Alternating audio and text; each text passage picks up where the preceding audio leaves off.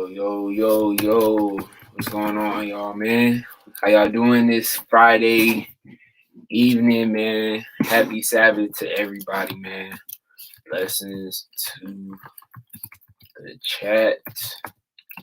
Hope y'all doing good, man.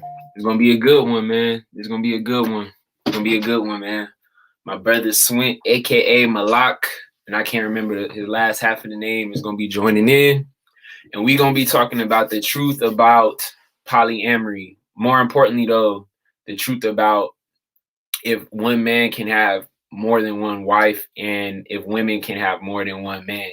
So we're going to get into it, but I want to play a quick little song. Shout out to my guy, Lozen Cut.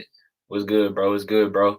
But before I start, bro, I want to give a big announcement. You know, I've been thinking about this shit for a long time. For those of you guys who've been following me, hold up, give me 1 second. Hey, bro, I sent you the link, bro. All right, cool, bro. I'm about to check it. All right, cool. Go ahead and All right, yeah, I started it already. All right, let me get on the link. All right, bro, I'll see you soon. So I can get on. All right.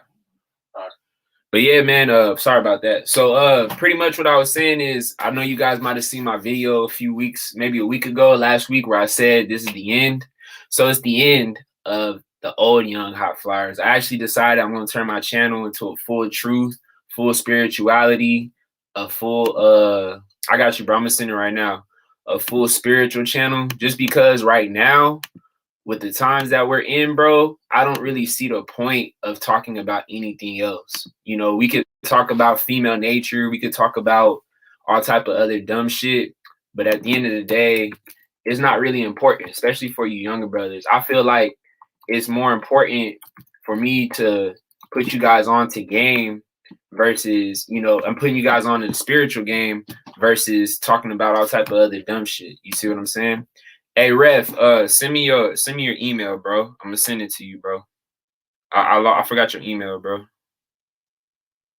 Give me 1 second. But we gonna start the live, but real quick, I'm gonna just play a quick song, quick spiritual song. And then after that, we gonna start it. Waiting for my boy Swint and my boy Ref to get sent in. All right. Get in vision, and you know these niggas trying to kill me, yeah, that's their initiative, but hey, they said a young nigga out here getting ball like Pippin, but I cannot be a sidekick if you give me, and I be living, I be focused on the vision, trying to go and get my bitches, but I'm really on my mission, and I kill it. I make a killing, I be focused on these scriptures, cause we living in the end times. They gon' try to kill me, but I know, so I keep that 45 by my side, and I got some shit on my motherfucking mind, cause I know the best be trying to go and take my shine, well, why? The ones of the most high. That's why these people try to take a name and spread lies and say that we ain't real Jews, nigga, why you lying? Man, you know the brothers was the Mayans and Incans and European leaders. Man, you really try to label us as different creatures, but they'll never ever see a season, a true Caesar with the color code of Reese's pieces. Cause once that go down, man, the world gon' end up in pieces, and all of y'all might just go down and meet the fucking reaper of creatures, and he ain't giving leisure. Trauma might just build so high that now you're getting seizures. Weather like Katrina and you can't cough a fever. The police has just been defeated and your loss was conceded. I mean it, but I ain't not here preaching. But anyways, back to the reason I do it for my people, cause they gon' end up like it's open season. 2/3 just gon' be deleted, and it ain't no recovery like I ain't said a young nigga out here getting ball like Pippin, but I cannot be a sidekick if you give me, and I be living, I be focused on the vision, trying to go and get my digits, but I'm really on my mission, and I kill it, I make a killing, I be focused on these scriptures, cause we living in the end times. They gon' try to kill me, but I know, so I keep that 45 by my side, and salute to y'all, man, salute to y'all, salute to the chat. Salute to my boy Swint. Salute to my boy Ref. How y'all doing, bro? Man, Man, had a long day. You know, was looking forward to this collab all day, bro.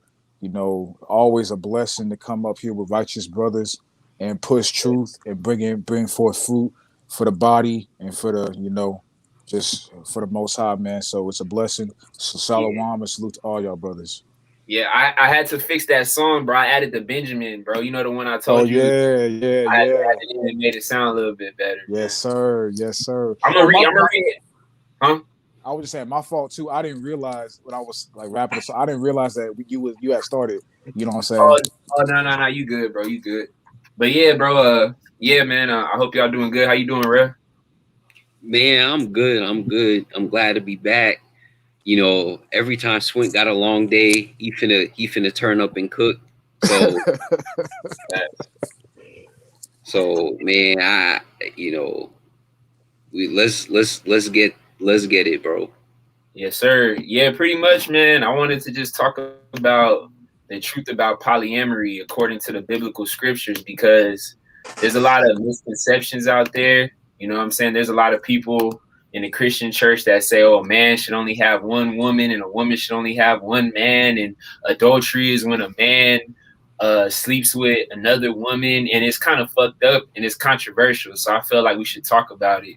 So first things first, the real law of it is that a man can have more than one wife. And I know there's only 4 people in the chat room, but if one of y'all is a woman, don't be mad, but it's just facts. Men, if you look through the biblical times, whether it's in the Old Testament specifically, many great men of Israel, they had multiple wives, and I'll name a few. Jacob had multiple wives. Did Abraham have multiple wives? Abraham had one wife, but at a time. Yeah, one wife at a time, basically. Yeah. Because once Sarah died, he had Keturah. Okay. Solomon but Abraham, when he had Sarah, he also had the Egyptian concubine Hagar as well. Right. If you look at even to David, who else? Solomon, pretty much all the kings had multiple wives. And you know, the one thing that a lot of people don't really, even Esau had multiple wives, you know what I'm saying? Yeah, so in that time period, that was just the main thing. And the one thing that you will notice is that in the traditional culture, especially in Africa, mostly Africa, some parts of Asia, and I think a little bit of South America, Middle East too. Well, yeah, of course, yeah. They go crazy with it, but they all have they all have multiple wives. The men do, and the women, they're more so. I'm not saying relegated, but they're not restricted, but they're in their natural role. Because if you look at our culture now, where, let's just be real, women have multiple partners, it's not really a good thing. You know what I'm saying? So, you guys have any thoughts as far as if men should have multiple wives and what you feel about everything? I'll start. So I think about it like this, right? I think a man is capable of having multiple wives, but the multiple wives thing, I think because we're so deprived, we tend to focus too much on it. Because think about it, like, there was more monogamous biblical men than men that was in multiple relationships with different women. You know, if you think about like someone like Abraham, for the most part, he was monogamous. Isaac, monogamous. You know, Adam, monogamous. You know, like Noah, monogamous. Most of the biblical men have been monogamous for the most part. You get what I'm saying? The guys who pretty much had more than one wife were pretty much the kings and maybe Jacob. You know, it's very rare where you had a lot of men in Israel with multiple wives. Now, are we capable of having that? Yes. But I just think that us being in America, we tend to focus way too much on that. You know, because even in Arab countries, there's monogamous men. Not all men have the nature to be with more than one. Yes, we all do. But as far as the reality of dealing with that is a completely different story. You know? So I think, honestly, I don't know why people say that it's against the law to have more than one. Now, I will say this. I've heard some extreme stuff where guys be like, you could sleep with more, you could sleep with other women out here, and you don't have to tell your wife. That's against the law too, because it's supposed to be a righteous union, and a righteous union, one of the aspects of it is honesty. You have to be honest with your partner. That's one thing too. Another thing is the first wife oftentimes controls the following other women. Because if you look at Jacob's situation, Rachel and Leah ran them other hoes, and I don't mean to call them hoes, but let's just be real, So, right. So I do think that it's perfectly fine with the law to have more than one, but I'm not gonna press men to have more than one. I could tell you, Young High, you could at least handle 2. I could tell Swint can handle at least 5. You get what I'm saying? You feel me? Like certain guys are built. You could just tell, like, it just in their essence, they're built for more than one. But for the most part, brothers just want one coochie and just want to sit their ass down. For the most part, even back then, because you gotta think Abraham was a wealthy man, bro. It's not like some of these biblical men weren't wealthy. Lot had one wife. Well, I don't blame him. He was in Sodom, but yeah. You get what I'm saying? Like, a lot of the biblical men, they was monogamous, for the most part. Even if they was rich, even if they was in high positions. Because think about a guy like Moses, he had one wife, but he had a lot of responsibility, and it's not like we was in the kingdom yet where things were settled. Me and Swin talk about this guy all the time, but Nabal, the nigga who David wanted to get rid of, he had one wife, and he was wealthy beyond measure at that point. So at the end of the day, I'm not saying men are naturally monogamous, but men tend to choose monogamy over having multiple wives for whatever reason throughout history, and we see it in the Bible. And that's all I got to say as far as that. Yeah, I know you made a good point about how most men have monogamous, and you said how Lot, he only had one wife because he was in Sodom. Well, to be honest, bro, I would tell righteous brothers, the less women you have in 2021, the better, bro. Just because of what's going on out here, what these women be doing, all these demons that a lot of chicks have.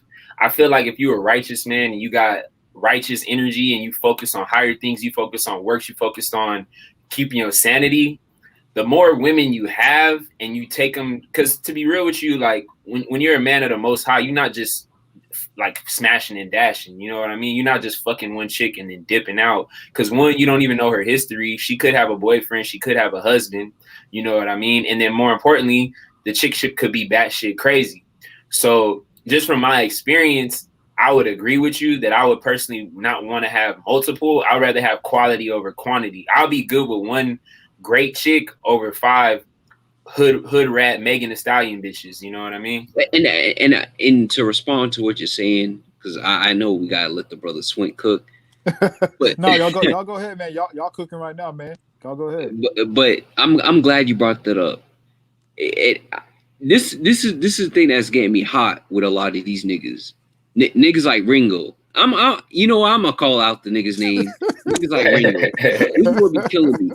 Like, I agree with his stance on polygamy, but dog, we in Babylon, bro. You're trying to tell brothers, man, our daughters of Zion. Get 3 of them, dog. The culture here is stronger than your love, bro.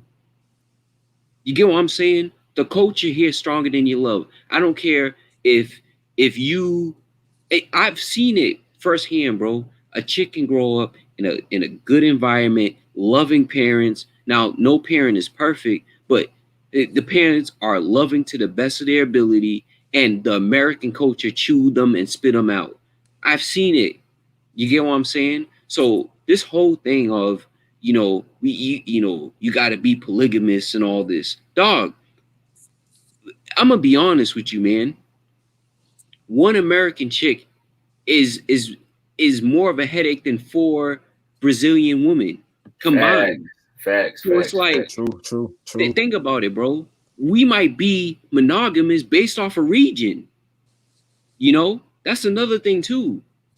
We might be monogamous based off a region. So let's say a brother is monogamous, but he has more of a polygynous like energy to him. Like he would like to have more than one, and he would like to act upon it. Maybe you're not monogam. Maybe you're monogamous because you're in America, you know. But if you was in some Arab country and it was 5 Corey Ravons, you might not be monogamous no. I'm gonna be real. You're not gonna be monogamous no more. You know. Mm-hmm. So Facts. sometimes it depends on region. Like I told Swint this the other day, bro. I was like, yo, if you wasn't in America, bro, you'd probably have 4 wives, man. You know, Facts. Young Facts. High would have 4 wives, man. You wouldn't want to deal with one, because even if you are a righteous man, right? You're still a human being at the end of the day. We all have urges. I get that. But a lot of brothers in truth are urging brothers to be in polygyny situations in America when that situation doesn't really benefit the average man. Just because it works out for you don't mean it's going to work out for the majority. You can't just think about how your dynamic barely works because she's feminized on some level, and you want all brothers to experience the same thing. You can't push that. You can't. Just because you can personally deal with 2 or more women. I've used examples, bro. Half the biblical men were monogamous. The other half weren't. It was a choice they made, man. That's facts. Like Samuel's father, bro. The prophet Samuel. His father wasn't monogamous. His father had more than one wife. You know? And then one wife, you know, brought more kids to him than the other. Then the wife that was barren cried out to the Most High, and she got a baby. And then that baby was Samuel. You know, Samuel was born in a polygamous situation. David wasn't born in a polygamous situation. Solomon was, you know, because, you know, Solomon grew up under David. David had more than one wife. David had 4. But niggas want you to be King Solomon in Babylon. They want you to have a gold chain, some fringes, 150,000 acres of land, and 800 wives. It don't work that way, bro. Don't forget the ribbon of blue. Oh yeah. You get what I'm saying? They want that, bro. That's why I was me and Swint was talking about what's the real difference between King Solomon and Saul. You know, what's the real difference? Yeah. Solomon was wise, but do niggas care about his wisdom, or do they care about the gold and the wives? Let's keep it real, bro. Hey, that's fact, bro.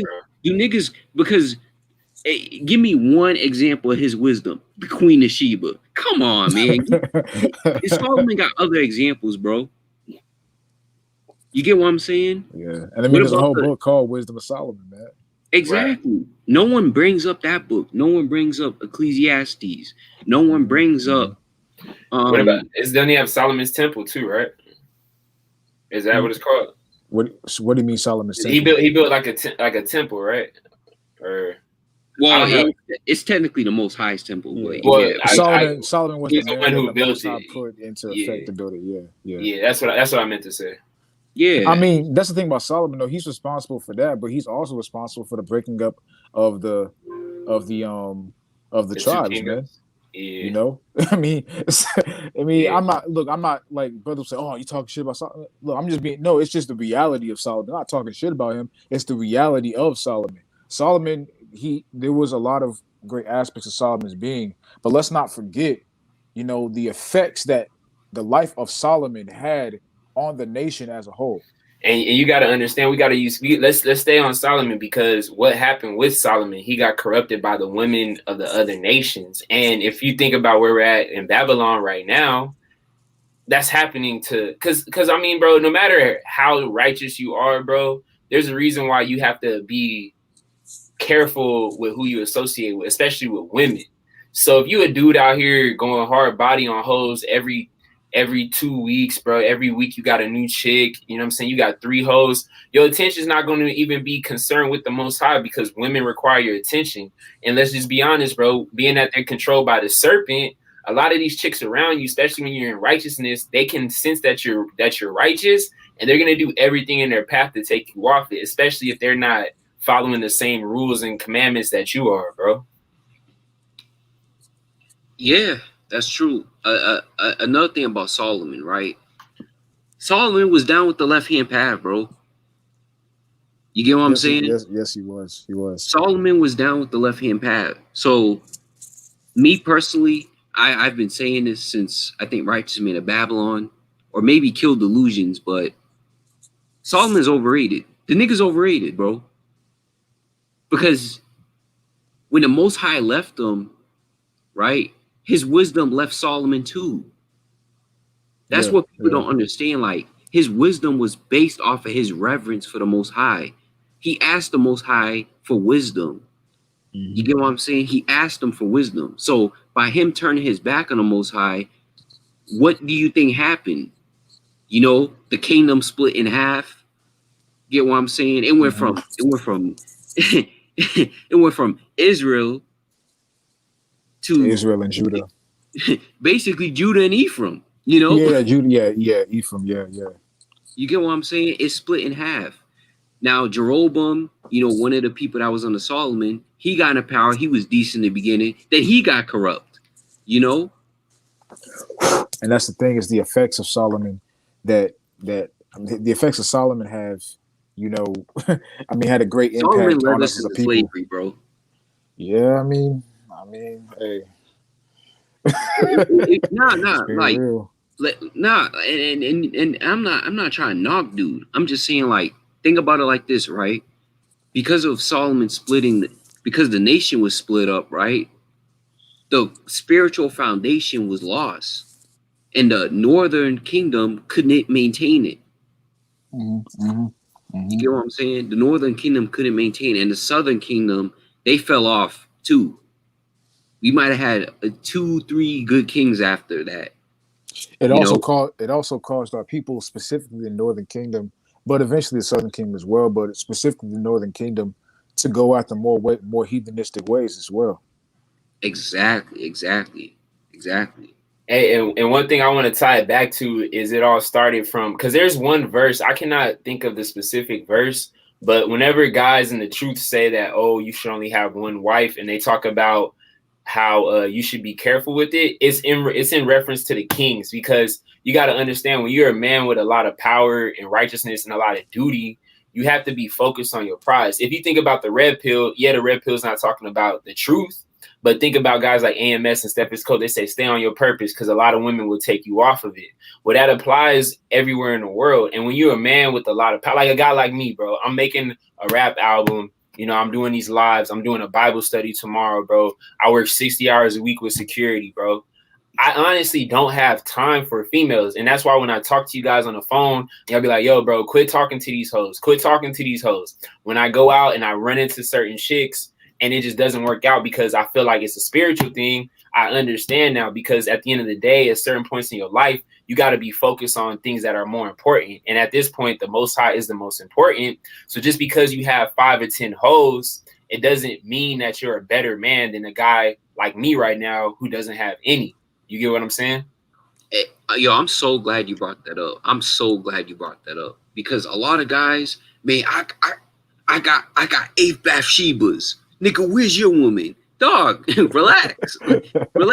Like, your wives are freaking 4s, man. Like, if I had one Amira dime, exactly.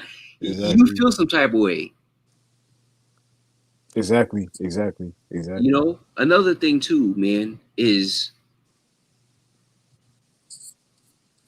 just because a lot of dudes in truth, when they have a woman, they look down on guys who's single. And that's something I don't like. You get what I'm saying? Like, the Most High has clearly set this brother aside, you know, because maybe he's not ready for that. Maybe he doesn't have the spirit at the moment to stay completely dedicated if he was given that in his life? Maybe he's a stronger man than you. You know, all these factors can all come into place when it comes to these things. Another thing too, man, like like you guys were saying last time I talked to y'all, like keeping the foot on the plow, man. Yeah. A lot of women, they're distractions for a lot of guys because their mindset is not on kingdom vision, bro. You know, think about it. Like if the average guy in truth was focused on kingdom vision, honestly, bro, by 2019, we probably be in the kingdom by now. Because you guys would have been taught earlier, and you guys would have been a lot more grounded in faith. You know? Think about it, bro. Because these guys would have had their foot on a plow. It wouldn't be about getting aiming for women and stuff like that. We'd probably be in the kingdom by now. Hey, that's true. That's true. Hey, Swin, I know you've been quiet this whole live, man. What you got to say? Hey, man, I just been letting y'all cook, man. You know, y'all ref. You know, we're referencing that zone, man. Hey, just let them be. You know, let him feed the flock, bro. Let him feed the flock. That's facts. But there was one thing that he said that I want to hit on to start out. A lot of people, and me being a former Christian, growing up as in the Southern Baptist Church and whatnot, they teach you these things and they tell you, falsehoods in the scriptures, man. They say things like, a lot of Christians reference, and a lot of women as well, they reference Matthew the 19th chapter, and where Yahweh Shai, who the world ignorantly calls Jesus, said, when he was speaking to the Pharisees, and they take the scripture out of context where they say, for a man will leave his father and wife and will cleave to, a man will leave, his father and mother and will cleave to his wife and they'll become one flesh. That's not in reference to a man only having one wife.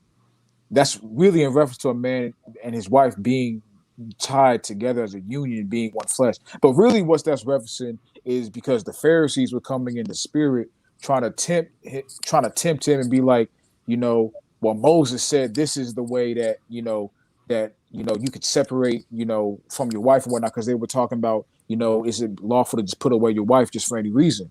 And then of course, Yahweh Shai being, the Son of the Most High, corrected them, and gave to them what was actually being said when the terms of the laws for divorce and all that kind of stuff from Moses, with the fornication, adultery, and things of that nature. But see, the problem is those people who teach from that context, they don't understand the proper, how that scripture is supposed to be contextualized. The scripture is not talking about a man and a woman being one, like having a man only having one wife when it says they shall become one flesh.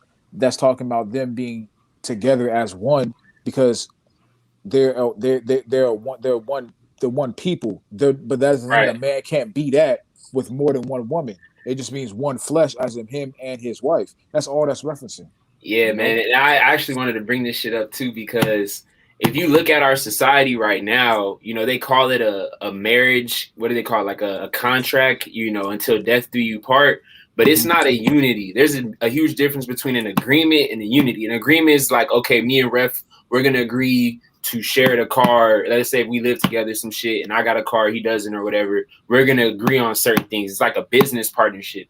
But a union, in my opinion, is where two souls come together. Like, example, we're in union right now. You know what I'm saying? I didn't tell Ref to come on at a certain time. He's here. We're all spreading the knowledge equally, bro, because we're all together in the spirit. That's what it means. And if you notice, that's what Yahweh Shai is really talking about, is he wants man and wife to be with union, because when you're in union, not only are you guys going to be in a much better spirit, but think about the family. When your kids see that you're in union, they want to have the same thing. And that's what sets up strong pillars, foundations for a family, which creates a culture. But in Babylon, one, it's just a contract based off of your money and a power play. And two, I mean, bro, what do they have? Irreconcilable differences? That goes against what Exactly. Howard Shot's like, bro. A chick could literally see a dude tomorrow with a better car, or a guy could do the same shit, and they could fucking end this shit, bro. And a lot of people, and I'm just being honest, bro. I'm gonna call out the women, bro. One, women are not normally three-dimensional thinkers. So yeah, in their Thanks. moment, in the moment, they think, "Oh, this is good. This guy's better." But you don't think about how it's fucking up your 3-year-old son or your 2-year-old son whenever he can't see his dad because his wife wanted to go and divorce. Now he's mad, like, "Damn, you just fucked up my life." Now every time he sees his son's mom, he hates her, and his son develops a hatred towards his mom because they didn't work shit together. That's why I respect people who, let's just be real, if they don't like the marriage, they stick together for the kids. Because, I mean, I don't know if you guys were raised in a single family household, but I was, bro. I didn't have a dad after the years of 8 years old, and I see my mom. I live in a single household, bro. And most of my trauma came from having to deal with shit like that because my mom just left my dad, bro. I'm just going to say it like that, you know? I just want to respond to that. I don't think staying for the kids is a. I don't think staying for the kids is wise either, and here's why: kids aren't enough to keep people together. Because if that was the case, why would there be divorce court? You know, why would there be child services? Kids are not good enough for people to stay together because you got two weak spirits in unison trying to raise kids. A lot of people, let's just call it for what it is. A lot of people is just weak. That's You true. know, a lot of people is weak, bro. I don't think staying around because of the kids is a wise decision on either side. Because at the end of the day, you guys agreed to that. You guys agreed to bring kids into this world, you know? So if you agree to that, that shouldn't be the glue, you know? You guys should work on your communication. This is gonna sound corny, but self-actualization. You guys should do that Yeah, because yeah, that will tie you guys together longer. You know how many chicks will be with a guy 20 years and they already planned their exit for 20 years? absolutely. You get what I'm saying? And she stayed for the kids. The kids grew up, got 18. She getting her back blown out by young high flyers being a side nigga. I'm just saying. You get what I'm saying? Like, stuff like that. You know, stuff like that goes on. So that staying for the kids isn't good enough. I always view it like this. It's a spiritual union, first and foremost. That's how the Most High intended it. Mhm. You know, He intended it to be a spiritual union. Now, will you have problems? Yes. But if you have communication and comprehension, that will work. Now, the thing is, and I truly understand, like, things do go bad, but this is the thing as far as picking your partners. You know, people don't know how to pick partners nowadays, man. People don't know how to be partners, bro. You Yeah, know, that's true. That's true. That's they true. don't, bro. You know how to stay together for just the kids to watch them fight every day and all that negativity is a horrible choice. Exactly, Shisui. It's a terrible choice because you're spiritually, like, your kids can tell you're spiritually not bonded. Kids can tell that, you know. Kids Hmm. can tell there's no spiritual foundation for the bond, you know. And truth be told, the Most High wants you to even pick your friends for spiritual reasons. Yeah, yeah, That's facts. yeah. That's facts. Which is why he will put up a situation, whatever barrier it may be, when you're a man who is growing further in this truth, to separate you from certain people who are not on the same spiritual, don't have the same spiritual visions. You are not on the same way, are not striving. Because it's one thing to not be at a certain level. That's completely understandable. All of us were not the men we are today 2 years ago, but it's another thing to not be striving for that as well. And the Most High will put, you know, a barrier in between, a homeboy or whatever who's not striving to be on that same barrier as you, because he wants you laser focused on, on him and the things to come. That's another point that I wanted to get into. Was what's to come. you know what I'm saying, with this, with the way this society is going. And that's another thing with the multiple wives thing. And before I say that, you know how Ref and Young High, y'all were talking about how this is a spiritual union, and that's the thing too. When it talks about the one flesh, that's because it's a one flesh because, like Yahweh Shah said, what the Most High joined together, let no man put asunder to it.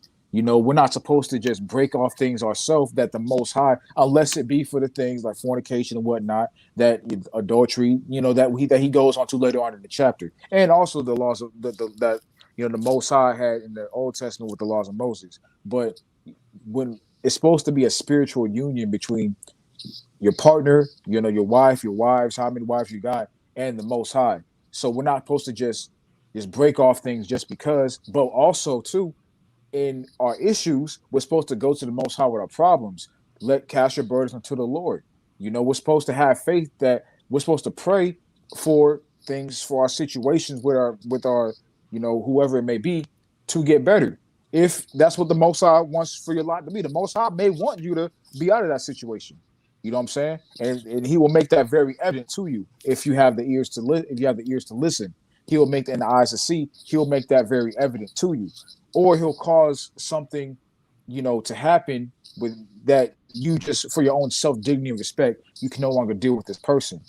So a lot of those things go into consideration when it deals with the one flesh thing and all that kind of stuff that the Christian church misconstrues. They don't take it to the spiritual, union. They don't take into the fact that was actually what that was being referenced in terms of certain laws, and how the Pharisees were coming in trying to cause division and strife and all things of that nature, and obviously order needing to be set. So I just wanted to say that to wrap that up. But also, yeah, gold.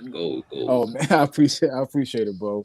I appreciate it. Well, hey, y'all laid the foundation. I'm just carrying on with it, man. But another thing I wanted to mention was that all of our actions need to be focused and geared in the direction of what's going to grant us salvation. Because I'm telling y'all, brothers, y'all brothers know this. Through the Spirit, we can just feel that, and the prophecies prove and back up what we be saying. We're in the fourth quarter, 2 minutes on the shot clock of this society. It's all finna go down soon, man. We don't know how soon. No man know the day or the hour, but as the scriptures tell us, to measure the time diligently, to discern properly. You know what I'm saying? What's about to happen? We can just see through the prophecies that, and we just feel it. You can just feel it in the air, man. Something ain't right in this society. Something's about to happen soon, and it's been, a lot of things about to be enacted through this puppet. Sleepy Joe. On Sleepy Joe. You know what I'm saying, and all kind of stuff. So all of our focus needs to be on what's going to grant us salvation. And honestly, man, just being real, I know some brothers may not like this, but trying to play house with these Babylonian hoes, that's not gonna get you salvation, man. Right. Hey, look.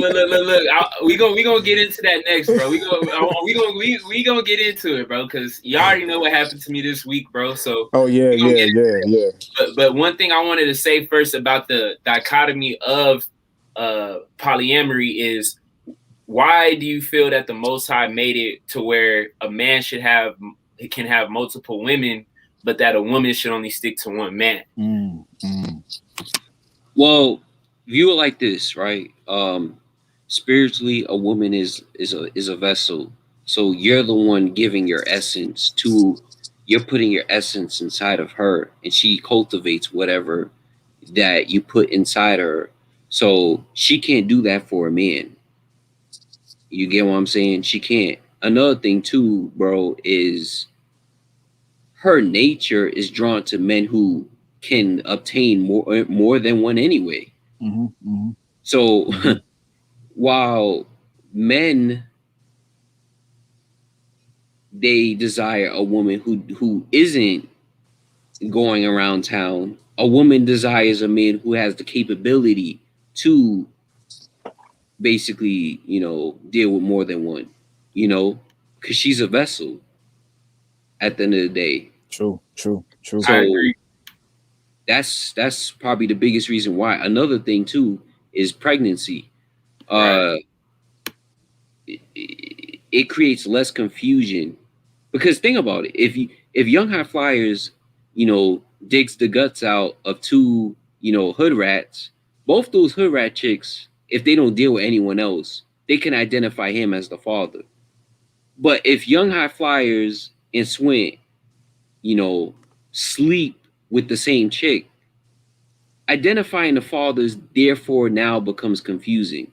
Another thing too, women hold men's DNA. We don't really hold their DNA unless we kiss them. So that's why it's different. Between men and women. That's true. That's true. Yeah. And me and Swint, we talked about this yesterday, or not Swint, but I was on a Clubhouse. I want to say 2-3 days ago, and I was saying how, in my honest opinion, men should be polyamorous and women shouldn't. For this one reason, is a woman can't serve two masters, bro. You know what I mean? At the end of the day, if you're a spiritually righteous man, essentially you're her lord. You feel me? Exactly. Regardless of what she's doing, and if she sees a guy on the streets or whatever, she's supposed to be devoted to the man. She's supposed to be on your side. And another thing that you need to understand is that if you look at these women in society, they have an overload of options. And like I said earlier, bro, women are not the best three-dimensional three-dimensional thinker. So when it comes to you picking a partner, a life partner, a father figure for your kids, that's like some top level decision making that you need to have. And essentially, bro, if you have a chick and she's talking to 2, 3, 4 dudes, you run into women, especially the Jake women, where they're going for fucking criminals and inmates and drug dealers, bro. Mm-hmm. You know what I'm saying? Like, let's just be honest, bro, because women get to choose their partner, 9 times out of 10, they're going to pick a idiot, bro. I mean, we all know this, what happened with me. I made a fucking freestyle. Like, the bitch literally could have picked a guy who could save her life, but she doesn't know how to pick a man. And a lot of times it's not just her, but it's because she's being influenced not only by society, because she's a sheep, she's a follower by nature. So at the end of the day, she's not going to want to pick the guy who's controversial. She's going to pick the guy who's popular. And the guy who's popular is the guy who isn't right for her. You see what I mean? That's true. That's true. And that's the thing about choosing someone who's right. That she chose what was right for her, man. You got to see it from that lens, bro. The Most High chose what was right for you, and that's her going the opposite way. That's facts. That's facts. She chose what was right for her, man. And that's the mindset we got to have, bro. Like, they chose what they can handle. You can choose what you can handle, bro. Facts. They can't handle you, so they're not going to choose you. That's something that and it's heartbreaking for a lot of guys in truth to accept. But we got to accept that most of them just can't handle what we come with. We're talking about, the departing from the world, letting, bring on the chip, go in the wilderness. You can't go out. You can't party. You can't drink. You gotta the Sabbath. No holidays. They can't do that. They can't deal with that shit. The holidays one is a big one, man. And honestly, man, because I think that now it's gonna be extremely difficult to find a woman to fit any of these things. But I think that there may be some women out there who can at least play like they are okay with some of these things. They can put the fake on for a while, depending on how they view you as a man and what they want to get out of you and how willing you are to let her worldly ideologies seep into truth a little bit here and there and have influence over your mind. But when it comes to them holidays, man, oh man, them holidays is a deal breaker for these women. It is because most of the holidays is, let's just call it for what it is. They're benefiting from it. Exactly. Holidays, like Chronicles of Judah says, man, I can't take credit for this because I heard him say it first. Holidays are for women and children, man. That's who they for. Because they're both children. Because they both children, exactly. That's all they are, man. When you think about the tales that the society at large, which really goes into the pagan worship of these holidays, but that's a whole different conversation. But the tales that society tells you about these holidays, Santa coming down the Christmas tree, the Easter bunny, all this bullshit, what is the woman's spirit naturally inclined to want to go towards? Fairy tales, things that make them feel good, warm feelings, alleviations from Food, food. A lot of these time women are away foodies. from work, Exactly. All the things that are void fillers and distractions from your and, and everyday life. there's no like reading of scriptures in these holidays, man. Exactly. They tell you in the Christian church, oh, this is for Jesus' birthday. They do the whole little nativity scene and all that kind of stuff, but they never actually open the Bible and tell you where this happened. You know what I'm saying? They never actually go into the Bible. Well, they do, but they don't do it from the right context. They skim over scriptures and they pick one here and there to try to fit their narrative. Exactly. Remember what we talked about, Swin? It was about like captivation. Yeah.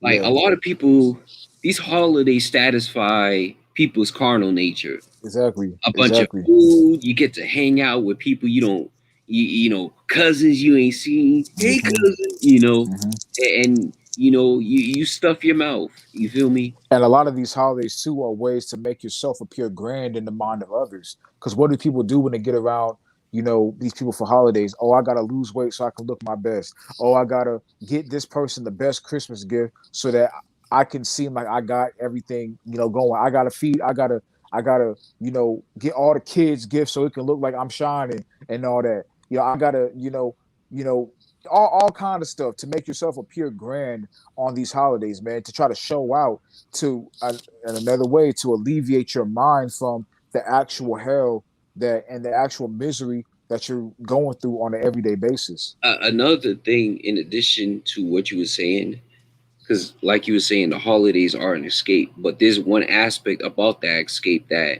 why people gravitate to it so much. It's because it's a day to where they could benefit from Babylon and be themselves. They could benefit from Babylon and be themselves. That's why people like it so much, because every other day of the year they're putting on a mask. They don't like. You think about a day like Thanksgiving, right? Them hoes ain't thankful. I speak about gratitude every day. Exactly. Damn, what are you doing with your life? I'm grateful. You don't seem to be grateful. No, I'm grateful. But they celebrate Thanksgiving. They stuff their face with swine. They stuff their face with pig ass, cranberry sauce, pig feet. They stuff their face, and then on top of it, they have some crustaceans. You know how they be. Yeah. Crustaceans with corn, crawfish. Yeah. They get to be themselves. They get to be themselves and fit in. That's why people love holidays, because every other day they don't get to be themselves. They don't get to sit and stuff their fat ass, and just be relaxed. And not feel shame from others. Exactly. Exactly. They don't get no shame on holidays. That's and also, why. Look at a holiday like Christmas, bro. It's an excuse for everyone to go out and buy all these lavish, extravagant gifts. In the real world, if you were to do all that kind of stuff for yourself, people look at you like, why you like someone will look at it. Now I don't really give a fuck what people do, but somebody will look at a person like that and say, why are you spending all this money? Shouldn't you need to be more responsible with your spending?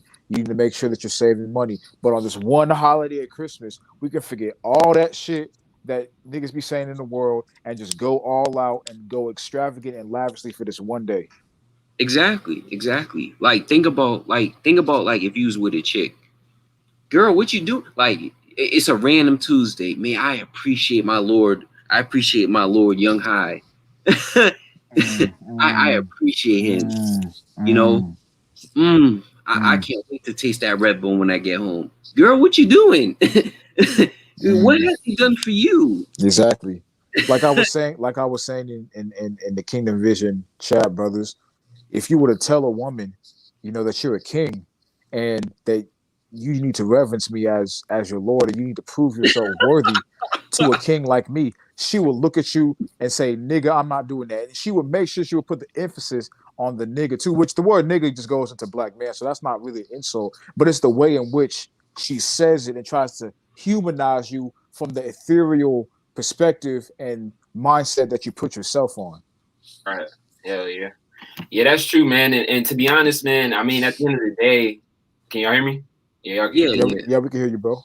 And I mean, at the end of the day, bro, like women aren't even being programmed to see a man as a king. Just, you know, a wallet book, a good dick to ride, you know, some emotional tampon to mess with, and from time to time, a scumbag. Like, so they're not even looking at you in a king because they don't even look at their father as a king. So Exactly. realistically, that's never going to happen. And then on top of that, just the society, how it's programming them, there's no way that they're gonna ever admit to some shit like that, especially with us being black men. Like that's like another thing too. Like even if they see you as a king, they know they know they're a slave.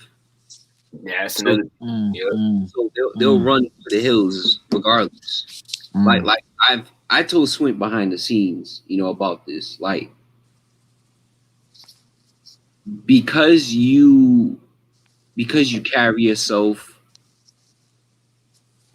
differently, you're not relatable. Yeah, that's deal with you. You know, they don't want to deal with a guy who's not relatable because it puts a mirror on them. Exactly. That's the biggest thing, man. It's the fucking mirror because think about righteousness. What does righteousness entail? Following the code, following rules, getting judgment from other people, taking accountability. You know what I'm saying? Taking care of yourself, constantly improving yourself, and more importantly, building your relationship with the Most High. Everything that I said, most modern day women don't want. Obviously, they play the victim. Obviously, they want to be in control. Obviously, they don't want to be judged. Why do you think they say don't judge? You know, you only live once. Most women, when it comes to, you know, them taking their mask off, you have to be in a judgment-free zone because essentially, I'm just gonna be real. Most women know that they go for chaos and wickedness, and they know that all the things that they go for are against the laws of the Most High. You know what I'm saying? So when real quick, when you become that man, they can subconsciously feel that, and it puts a lot of pressure on them that they quite frankly have never been able to live up to. Exactly. That's true. That's why this whole So man, true. we gotta build a black nation, dog. Let America burn, bro. Like Yes, let it fall. Let it fall. Because you niggas won't know. You niggas aren't built for no positions of power. You niggas. Let's just call it for what it is. Y'all think like niggas, bro. Like y'all wouldn't know how to move. You get what I'm saying? Like for example, if niggas be sitting here, you know, listening to like Tariq Nasheed, man, this bedwench, like niggas think too black and white for leadership, bro. Leadership has a lot of gray areas. You know, like on the outside looking in, like how being a man of truth, people just think automatically, oh, you're just mental. You don't have a life. But they don't know the intricacies of what comes with being in a man of truth. Nigga, you have your bad days. You have days where you just want to walk in a mall and just shoot people. You feel me? Like, you don't, like, it's hard being a man of truth, and you're tested constantly. And not only are you tested constantly, but you're also gonna be constantly testing your woman too. And that's the thing about being a man of truth, a man, you know, who's really a truth, a man who's trying to prove himself worthy to the Most High to make his calling and election sure, to be one of those 144,000 elect men of Israel. You know, when you're one of those men, you're constantly going to be proving indirectly or directly, you're constantly going to be testing your woman as well. Because think about it, you're going to constantly be in a position where you're going to be expecting greatness out of her, because you know the Most High expects the same thing of you. Not perfection, but greatness. There's a difference. There's a difference between being perfect and striving for perfection, which, you know, you can also say that's striving for greatness. You know, in the eyes of your Lord, of our Lord and of her Lord. And one thing too, bro, and this is the main thing, is that you're always constantly checking her because you know how easily corrupted she can be, especially in a society like this, bro. You know, you got the telephone, bro. You have easy access to all types of doctrinations. The mind control is at an all-time high, bro. And, you know, we all know how most women operate, you know, off of their emotion, off of carnal things. The desires that I have to want to fuck a bitch, I'm going to be real. Like, the average woman doesn't have the type of self-control to not do that. You see what I'm saying? So with a man, he can go out there and he could fuck 3-4 women because he's not gonna think, okay, well, this is my wife, but you know, this other girl has bigger titties, so I'm gonna go with her. Like, nah, he can think logically, okay, this is the best decision for me. When it comes to a woman, more often than not, she's thinking about how she feels in the moment. And you know, just from my experience, what happened with that conversation, I'm not gonna say too much intricate details, but the chick that I really fuck with, she gets off of a trauma. She gets off of trauma. So think about this, bro. One, she's a woman. Two, she gets off of trauma. Let's say me and her have a huge blow up, bro, a huge blow up, and I'm not talking to her for a few days. She's going to fuck somebody else to relieve herself of the trauma, bro. And that's why you got to be able to regulate and moderate a female. And that's why, in my opinion, it's not really great for women to have multiple men, because that leads into more confusion. Let's say she gets in trauma, she fucks another dude, boom, she might be pregnant with another dude's kid, which leads back to what Ref was talking about. Now the kid doesn't know who his real father is. Now her psychology, her mind is split because she has other demons. She might fuck a heathen man who has demons on him, and then that terrible energy will get spread onto you and your children. That's true. And see, that's the thing. All of what you were saying right there, bro, are things that can be seen through a spiritual discerning eye of a man that's guided by the Most High. And another reason why women should only be with one, and honestly, women should only be with one man who's guided by the Most High. You know what I'm saying? I mean, they should only be, you know what I'm saying? Let's just cut it to the chase, bro. Like, niggas talk about Isaiah 4:1. If you're not an elect man, you ain't gonna experience Isaiah 4:1. And Isaiah 4:1 ain't no damn music video either. You know, let's just be real. That's just an aside. I just wanted to bring that up. But back to the point, bro. You know what I'm saying? Like all those things are things that a man, you know, who's guided by the Most High Spirit, you know what I'm saying, can see. You know, so think of it. Like, if you were to tell a woman, I don't want you hanging out with that chick, I don't want you being friends with her no more, she may think that you're, you know, trying to remove access from her quote unquote homegirl because you're trying to control her. But no, but you can see through a spiritual discerning eye that this woman is plotting and scheming to try to infiltrate the mind of your woman. But your woman doesn't actually see it, because she, honestly, man, women just don't have wisdom and discernment on the level of righteous men. They can't. They can't have it. They're not getting dealt with by the Most High. You know what I'm saying? And now the Most High doesn't deal with any of us directly, but the Spirit does. You know. Oh, Swint, man. What Swint was saying is what I experienced, bro. Mm-hmm. What I experienced. Now, I ain't gonna mention her name, but I told this chick, yo, them homegirls you dealing with last year, they can't help you. She's like, what do you mean? Like, they're my friends. Like, I'm like, all right. You get what I'm saying? All right. Exactly. And then Nick, now, you know, she, you know, I just say she evolved because she don't deal with them no more.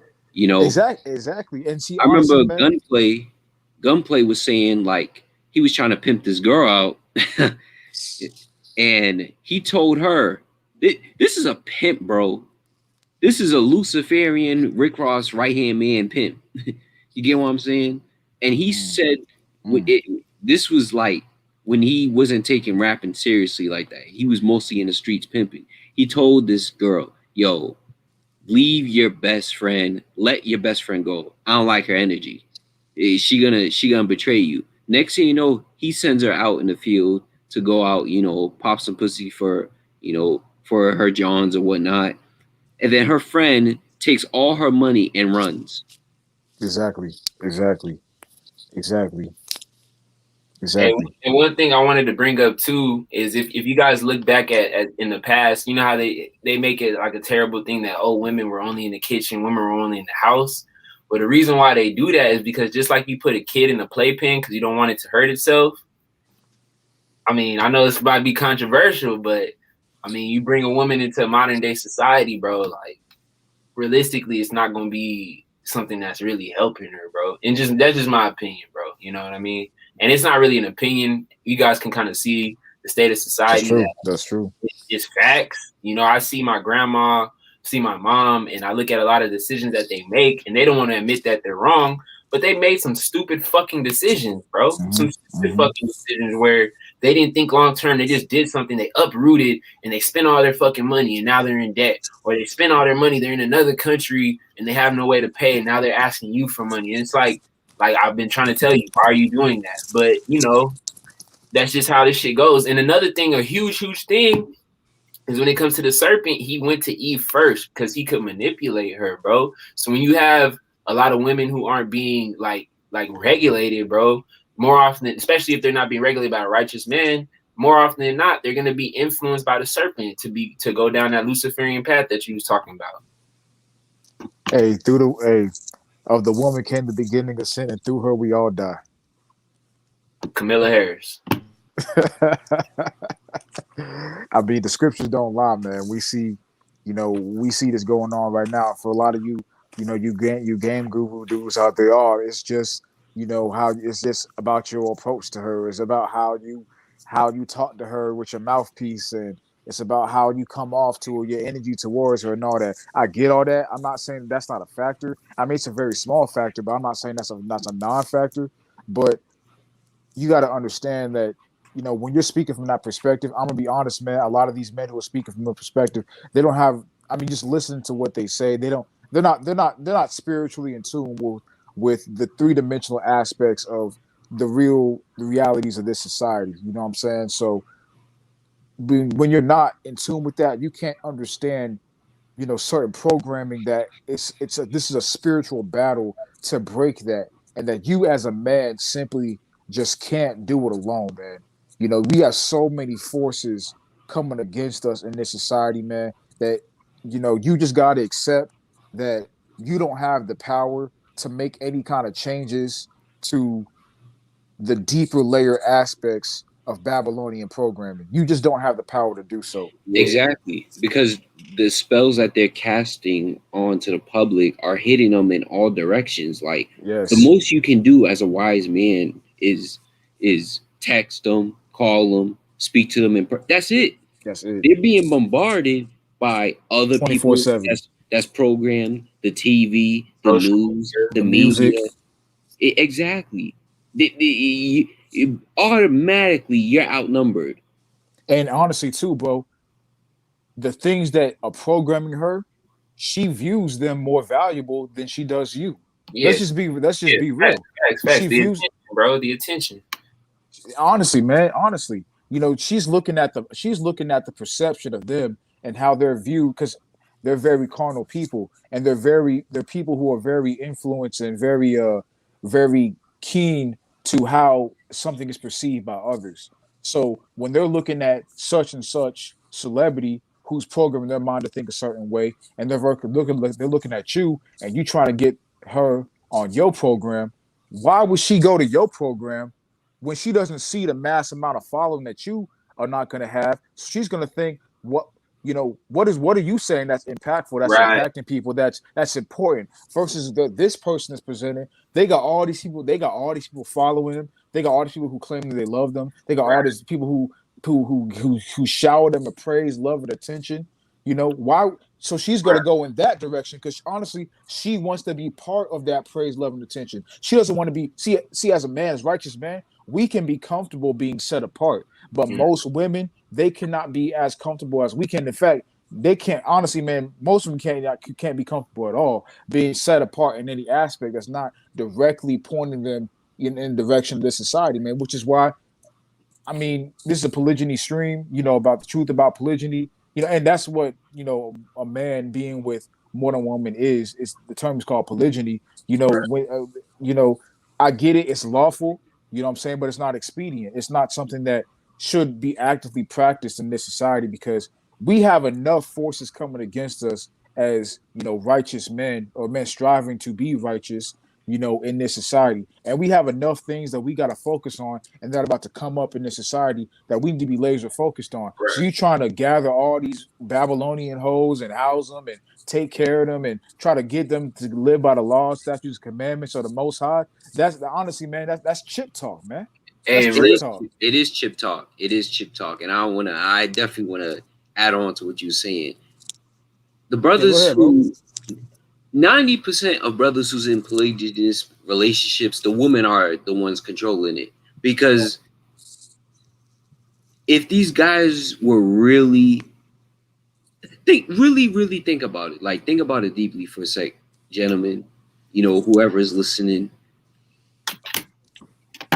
Why in Babylon would a woman allow a man to have so much dominion over her that you can just have another one?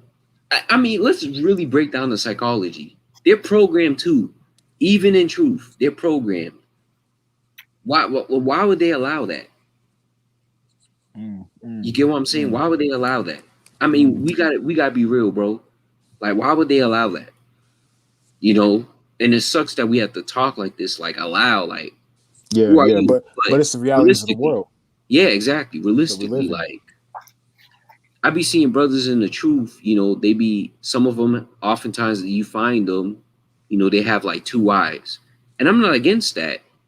Remember that couple I sent you, bro? Yeah. You can tell the older wife clearly has dominion over him and his second wife. And the new wife, yep. Exactly. That's what happens in most of these situations. Because think about it. Now, was he a good-looking guy? Yes, he was. But we're not ugly men either. You get what I'm saying? So what makes us different is because we're deeper on a spiritual level. Now, on another thing too, and we're more strong-minded. That's the thing. It's about the strength of your mind. Because you can be in truth and not have a strong mind. That's fair. Yeah, I see that all the time, bro. All the time. You get what I'm saying? It depends on the strength of your mind and your integrity, you know? So that's one. Another thing too that Swint was saying is, as far as what was the point he said? What was the point? It was a good ass point. I know. Oh yeah, like society. You get what I'm saying? Like, there's only so much you can do as a man. Right. You know, there's only so much. And this is the thing that's hard for a lot of guys in truth to accept. Humble your damn self, man. You can't be Babylon. Exactly. In Babylon. You can't. You can't be Babylon because the Most High allowed Babylon to exist. That's why you can't beat it. Right. You know? And trying to beat Babylon, honestly, is going against the scriptures too. Because what do you have to do to be able to beat something? You have to invest in it. Yeah. You know, you have to invest. You have to study it. You have to exactly. You got to put work into it. When you're trying to fight, when 2 boxers are fighting, if boxer A wants to beat boxer B, boxer A has to invest into boxer B. He has to invest in studying his style. He has to invest in studying the way how he throws his jab. Does he make any adjustments mid-fight? You know, and all kinds of things that he has to study and invest into that boxer, you know, within that boxer. So if you're trying to beat Babylon, you're trying to beat the programming that the Most High has bestowed upon this place, you know, you're really going against the commands, because instead of leaving the world as the Most High instructs us to do in various scriptures, but the most famous one is probably the one in 1 John, the 2nd chapter, you know, if you're going against that scripture about leaving the world and everything in it, you know, the lust of the flesh and all that kind of stuff, you know, the lust of the world, the lust of the eyes, you know, all those kind of things, because it will destroy you. Instead of doing that, you're trying to actually beat the program, which means you got to invest in it, which means you got to invest into all the wicked things that Babylon brings on, and you got to kind of play the field in Babylon to get your ultimate goal, which you won't get because Babylon will beat you. But in order to even get some kind of remnants of some illusion, or as Ref be saying, delusion of winning, you got to invest in Babylon to do it, which is against the commands. And real shit, bro, if you look at any quote unquote man who's red pill or in the truth, think about it. When they became more successful, they got more and more away from the truth. I'm not going to say no names, but you guys obviously know somebody who's pretty big that we talk about in the truth. And the thing you start to notice is as he got more and more successful, he started to lead the truth. Whereas Exactly. guys who have Exactly. channels with the truth, they always stay steady. They're not these huge channels because, I mean, bro, let's just be honest, bro. If we, because your boxing analogy, I use it with women because I used to want to just go out and talk to women, bro. I'll be watching game videos every fucking day, going out, approaching her, doing all this shit. I spent so much fucking time to even get that. I had no type of, and this was before I was in the truth, obviously, but I had no time to build a connection with the Most High, bro. Like if you put time and you invest a lot of time and energy into the truth, reading scriptures, doing these live streams, and then on top of that, taking care of yourself, you don't really have any type of time to be invested in Babylon, you know? And that's one thing that a lot of brothers don't understand. They be in the truth, but then they focus on hoes all day. Like, bro, you only have so much finite amount of energy and time every single day. There's no fucking way that you could be a righteous man in Babylon and have 4 women, bro. There's no fucking way. Yeah, that's true. That's true.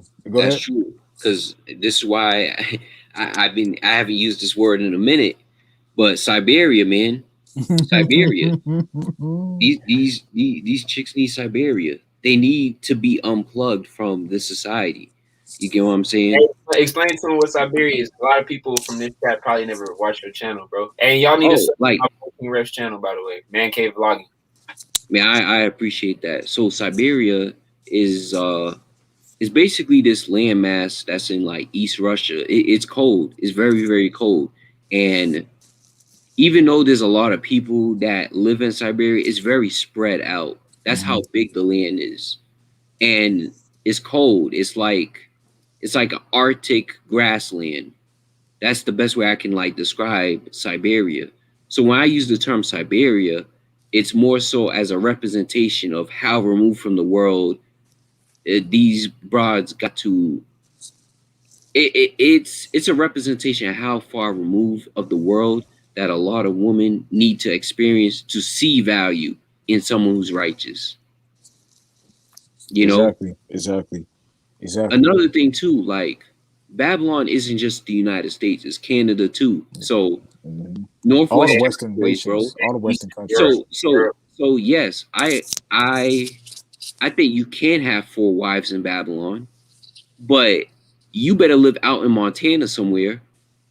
Wyoming, farm, North Dakota. Yeah, like you got to live in a place where the next person you see is probably 2 miles. Yeah, you know, it's got to be that type. It's got to be spread out like that, so that you can unplug them even more. Because if you're trying to have 4 wives in a major city, you're freaking foolish. You know, and that big YouTuber, and it's something Swint told me, bro, and I thought it was like cold, man. He said there's a difference between like people that are aware of truth and people that's in truth. And I thought that was cold, man. So that guy, he's aware of truth, but he's not in it, because it's a constant denying yourself of the world when you're in it. Yeah, exactly. And I seen him say, there's like a quote where they said a lot of, I never heard a rich person say money don't buy happiness, and he put, yeah, all my rich friends never said that. And I mean, of course not, bro, because you're in that position. You know what I mean? At the end of the day, bro, you know, there's a reason why Swin always tells me the meek shall inherit the kingdom, is because the meek have the time to do the works and put in the time and energy. Like, this shit is a lifestyle, bro. Like, it's not just, and that's why I be getting so mad and I be getting so angry, bro. And I made a drop about 3 reasons why the Most High doesn't answer your prayers. Is like, to be real with you, bro, a lot of people are aware of the vaccine, bro, or the V-card, whatever you want to call it. They're aware of the mark, they're aware of the chip. But a lot of these people think in their head that because they know the truth, that when that time comes, they're just going to be able to say a prayer and the Most High is going to be able to deliver them away from the trouble. And they don't realize that it's not just an instant moment thing. It's not instant gratification. Like, nah, you gotta be constantly having your mind focused on that shit. And a lot of these people are going to be in for a terrible wake-up call, because when that time period comes and they're going to be praying, their prayers are not going to be answered, bro. Not at all. Exactly, bro. And one thing you said, like, you know, how to, you know how the scriptures say, you know, I know you said I said, but, you know, I get that from the scripture, so I got to give the reverence to the Most High. how the meek shall inherit the earth. Well, when you really look into that about the meek, you know, the scriptures also say that woe unto you, that are rich, for you receive your consolation. And when you go into that, it's not just because you have money, you know what I'm saying, that you've received your consolation. That's not what it means. That's not all of it. You know what I'm saying? It's into the things you have to do to get your money, the constant denying of the most high you have to do on a daily basis in order to get your money. It's, you having to go on certain left-hand path things in order to reach a certain level. It's all kinds of things that you have to do in order to get to a certain status and a certain level in this society. So you've received your consolation, man. This is what you wanted, and because you have to deny the most high in so many areas in order to reach a certain path in this society, whether they be actually dipping into the left hand path, or which is all dipping into the left hand path, but certain varying degrees of it, whatever it may be, however which way you may delve into the left hand path, whether it be on a very, very, very small level in terms of just outright, in terms of just you know blindly denying the Most High in your actions, or you actually becoming a Luciferian, a Freemason, and all that. You have to, at some point in time, you have to, through your walk in your everyday life, just how we deny ourselves for the Most High, brothers actually deny the Most High for themselves. Facts, bro. You know what I'm saying? I mean, think about this. How many successful people had the time to take a Sabbath, bro? Exactly. And honestly, man, how we were talking about earlier, well, we were talking about how really we're supposed to be reverencing the Most High every day. You know what I'm saying? Of course, the Sabbath is a set apart day, but we're supposed to be reverencing the Most High every day. We're supposed to be making time for the Most High every single day. Whether that be doing things that we're doing right now, which is some charity amongst ourselves, charity amongst the brothers, feeding the flock, bringing forth sheep. You know what I'm saying? Teaching the word from our perspective of truth and sincerity. Teaching truth, whether that be brothers who go out on the highways and byways, brothers who, brothers who come on social media platforms and show forth truth. Just your everyday walk, your everyday actions. Taking time out to read, study, watch videos. You're supposed to be doing those things on a daily basis, man. And when you're so concerned with denying the Most High for yourself, when you're so concerned with reaching a certain point in this society, this is why the meek are the ones that are going to inherit the earth, because the meek are the ones who are denying things of the world, denying trying to get to a certain place of the world to do the things we need to do on a daily basis to make sure that we're keeping the Most High, first and foremost in our lives, whether that be taking time out from working extra hours to study, to watch more videos, to chop it up with brothers in truth, to bring to teach, everything, man. The brothers that go out on the street, all those kind of things, man. That's denying the world for ourselves. But when you're a man that's trying to get to a certain level in the society, you're a man that's trying to reach certain heights, certain plateaus, achieve worldly goals, you're naturally going to have to deny the Most High for that, because you got to put a lot of time into that. You got to put a lot of effort into that. You got to, niggas saying grind, get the bag. You got to grind for it, man. How niggas be saying, increase your discipline, increase all that. You got to increase that. You got to go out and do things. You got to put your mind to it in order to reach certain levels in society. But what cost does that come at? That comes at a cost of you won't be able to dedicate as much time to the Most High. And that's not just on the Sabbath, that's on, that's every day. You know what I'm saying? Every day you're denying the Most High, Can for I add yourself. On to that? Yeah, go ahead, bro. Man.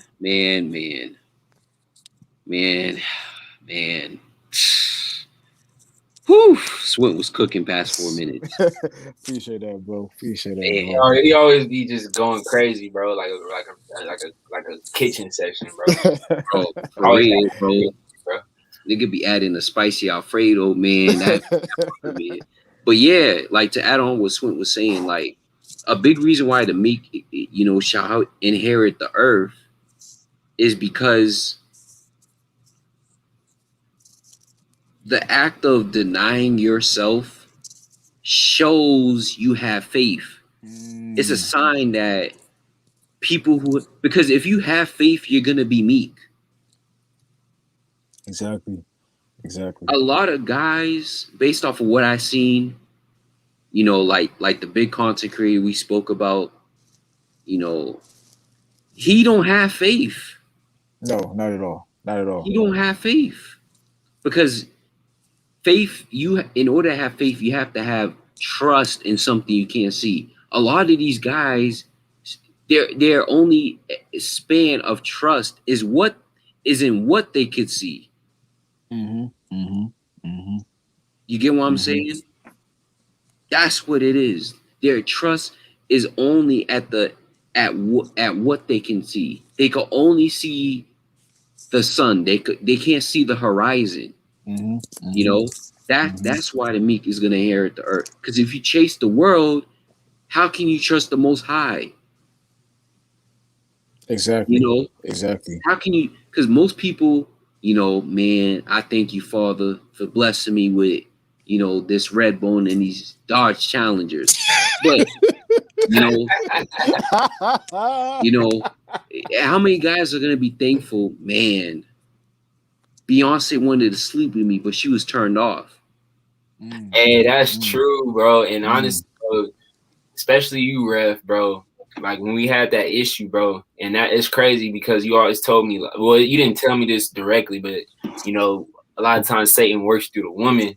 Exactly. When I was looking at that specific moment, and you said it was actually meant for her to pick what she picked, and I'd be sitting back, I'd be like, damn, I'm blinded by the emotion of it. But when I actually sit back and I look at the chick and I think about all the shit that happened to me when I'm fucking with the chick, it was never anything very beneficial or substantial, not only to me as a man, but to my spirituality. And the crazy thing is, as soon as the time when I quit fucking with the chick, that's when I found the truth, bro. I had so much free time on my hands. I wasn't worried about her. I was just focused on what I was doing. That's what led me to the truth. And today or yesterday, I think it's been a year since I actually found the Most High, when I actually prayed to the Most High, bro. You know what I'm saying? So it's like, a lot of guys don't really look at it from that perspective. They're like, oh, I don't have it. But they don't realize what you're being avoided is the true blessing. You know what I'm saying? The fact that I'm on YouTube and I'm talking about this shit, it's avoiding me from being in some nigga shit, bro. I mean, I live in fucking Houston, bro. Like it's nigga shit central out here, bro. You know, man, you talking, man? Who you talking to, man? I'm in Atlanta, dog. Yeah, this is nigga. If that's nigga central, this is nigga heaven, man. And then the one thing too, and this is the main thing too, is when you're in the world, you get the worldly delusion too, because like you said, Swint, you can feel it in the air. Something's off about society. But in all honesty, a lot of people think society is just fine, because when you go out, everything looks fine. But in actuality, it's fucked up. You know, they try to convince themselves that, though. That's the thing. It's like, it's a conversation me and Swin had the other day, and he was saying that a lot of people, and you're gonna relate to this, bro. Trust me, because I didn't mean to interrupt you, but I like what you said, bro. It sparked something. So a lot of people that, you know, that associate with Men in Truth, they want to assume that there's something wrong with you, even if there isn't. They want to convince themselves that there's something wrong with you. Right. That's crazy, because when I was going through the truth and I was trying to tell my best friend and my grandmother, like, yeah, you probably just went crazy. You probably just went, when I had that shit where, you know, honestly, I was fighting off a demon, like, oh yeah, it was all in your thoughts. Oh, this and that. And I'm showing these motherfuckers proof and everything. They try to label it as craziness because they think it's not crazy for them to believe it, but it's such a shock to their belief system that they have to label you as crazy, because they don't want to believe the shit that you're talking about is real. Yeah, they don't. That's so true. That's so true. The biggest reason why they don't want to believe in it, because it forces them to have faith in something they can't see and deny it. Think about it like this, right? If you can go 100 feet in blindfolds, right? If heaven was 200 feet and you had to put on blindfolds, right? People wouldn't do it. But if you had to, this is going to sound crazy, but most people would rather burn in hell than walk 500 feet in blindfolds to heaven. Facts. Hey, that's facts, bro. Because it's something that they can already see already. It requires no faith. Exactly. Yeah, that's true, bro. And even like me, bro, I get tried for my faith all the time. But the one time I remember is when I moved from California to Houston. I had a broken phone. You know, I had $60 cash. My account was overdrawn $200. I had $60 cash, and I had to drive 1,500 miles, bro. You know what I'm saying? Like the average person would call me a crazy, and a lot of my guys, the guys who are like sleep or like don't really understand my perspective, they think I'm fucking insane for what I did, bro. They're like, you don't know anybody in Houston, you didn't know where you were going, you just driving in your car, and I'm like, yeah, bro. And they're like, you had $60. I'm like, yeah, bro. And they're like, how the fuck did you do it? I'm like, bro, because I just knew I was gonna get there, bro. I knew the Most High had me, bro, and shit would just happen to me, and I made it, bro. Like. You know, I don't know how I did it, bro, but I did it, bro. And it's like a lot of people, they can't really connect, bro. They can't really understand that. And that's why a lot of times they're blinded, bro, because they're asleep, bro. You know, they're asleep spiritually. Exactly, bro. A lot of, people, they can't trust in what they can't see.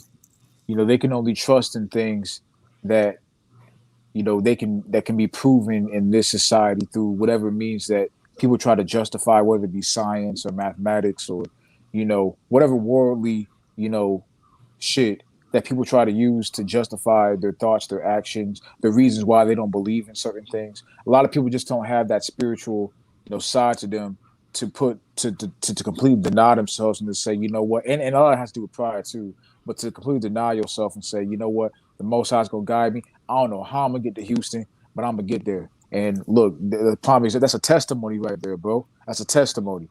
You don't know how you gonna get to Houston, but you know what? The Most High gonna get me there, and He did. Look at you in Houston right now. But I want there was one thing that both of y'all were bringing up that I wanted to hit. It's a precept in First Peter 1:7. It says that the trial of your faith being much more precious than gold that perisheth. So let's break that down. Let me break that down real quick. Hold up real quick, Swin. Yeah, It's 11:44, bro.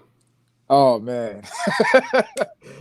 Keep seeing the 144, bro. Yes, sir. Yes. You know what's crazy? Me too, bro. I got something crazy to tell y'all too, bro. And so today, I was driving around, you know what I'm saying, doing my thing and whatnot, doing what I do. And, I kept seeing variations of 144 and 6. And I kept thinking, why do I keep seeing that? Whether it be 6414 or 6144 or 6414 or 1446 or 4146, whatever. I kept seeing that. So I thought to myself, how many brothers do we have in Kingdom Vision? And the most I just put that thought in my head. I was like, you know what, let me check. So I went on Kingdom Vision group chat. It's like, damn, we got 6 brothers in there.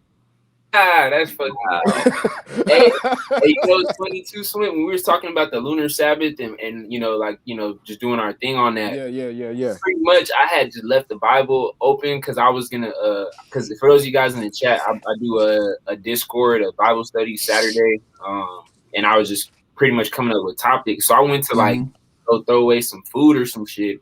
And I come back and I open my Bible and it was on the 1144th page. I'm like, what the hell? Man. And when we ended the phone call, it was 441.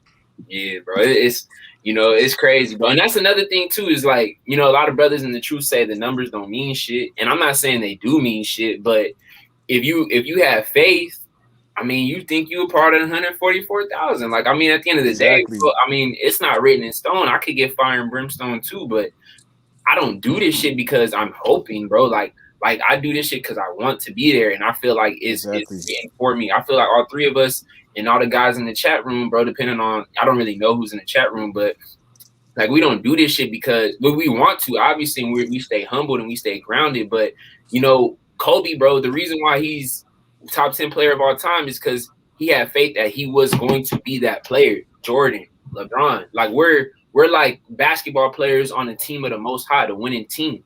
So you got to have faith that you're that man, because once you have faith that you're that man, the Most High will lead you and guide you to becoming that man. A lot of people believe in the law of attraction and shit like that. But I mean, when you have faith that you're a elect man, you just start to live that and you start to become that. And that's honestly what you have to do, especially in these times, bro, because nobody's going to like show you. I mean, we're doing this shit now, but at the end of the day, when the famine of the word comes and we're not going to be here, you gotta go through, bro. Hey, real quick, Israel Duran, he wanted us to answer a question about Muhammad. Real quick, how you guys? We're gonna talk about this real quick before he leave, and then we're gonna talk back what we was talking about. He said, "What are your thoughts on the Prophet Muhammad?" I'm be honest. I don't know. Real talk, dog. No disrespect, Israel Duran. Shout out to you. You in the chat. Shout out to you, brother. I don't have no thoughts on the Prophet Muhammad, man. I don't care. Like no, like I really do. I never read the Quran the Quran a day in my life. Like I'm be honest. I really sincerely don't know. Like I really don't. I mean, I watched the video today that said he was I think he was like light in color and that he owned slaves or something, bro, to be honest with you. So I didn't really watch the full video, but I'm kind of like them, bro. I don't like. I know the truth, bro. So I don't really give a fuck to learn anything else. Exactly, bro. Oh yeah, I want to say this quick though. It was also man, Swimp been dropping gems all week, but you know, behind the scenes. But there was the best thing he said this week was like, because I told him about a situation where I tried to tell this dude about some fast food thing, and he was telling me like, what realistically, bro, what can you offer him that the world hasn't offered him even greater? Thanks. And I asked him, damn, that's heavy. Sometimes, bro, a lot of people, you know, that's a lot of people in the world, they won't see your value because they're thinking, what can you offer them that is comparable to the world? Exactly. You know? Because they're thinking, I mean, look at you. Like, you're not in the best position in life, and you're trying to tell me to deny myself for this? That's like telling a nigga to leave out a mansion and, you know, share a truck with young high flyers. Exactly. That's how they look. That's how they looking at it. That's exactly how they looking at it, bro. Look at you. So this Most High that you put your trust in, this Yahweh Shai that you always talk about, what are they doing for you? Look at you. You know, you're barely getting by. You know, you living paycheck to paycheck. You know, you got to scrape for your rent. You got $50 a week to buy groceries, $75 a week to buy groceries. You got a penny pinch. You know your car. Look at your car. You know you got not a high class vehicle. You know what is this person doing? This mythical person in the sky. What are they doing for you? They won't say those things to you, but that's what they're thinking. Exactly. And you know, that's why they'll never be on the same level as the Satanists either. Because even them niggas, them Luciferians got faith. Stronger faith than they do. They have a lot of faith. They have a lot of faith that they'll even put implanted diamonds in their forehead. Exactly. They have so much faith. Some of them are willing to go in the clone lab and get resurrected. That's a lot of faith, nigga. Exactly. Some of them willingly do rituals where they, you know, give themselves up. If you guys could pick up what I put it down, you know, they give themselves up willingly. They after they get off the basketball court, they gladly go over to the upper booth where the Caucasian, you know, 219er is at, and they you know, get down. Exactly, man. That's how they do it, man. You know. So even on you know what's crazy? Even on a worldly level, they're losing. Exactly. They're looking down on you. Like, for example, I've told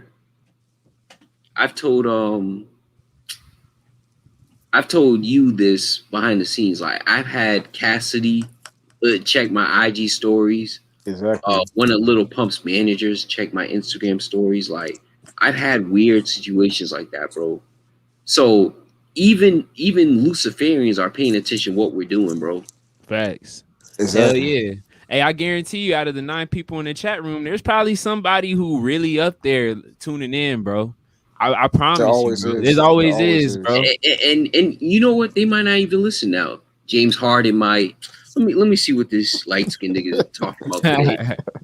You know, Hey, but I liked him better when he was red pilled. I don't know about this truth stuff. But right. Hey, but on some real shit though, like that, what I said is true, bro. There's always somebody in your circle who might not actually be blatantly telling you like the shit you're doing is good, but a lot of people tune in, bro.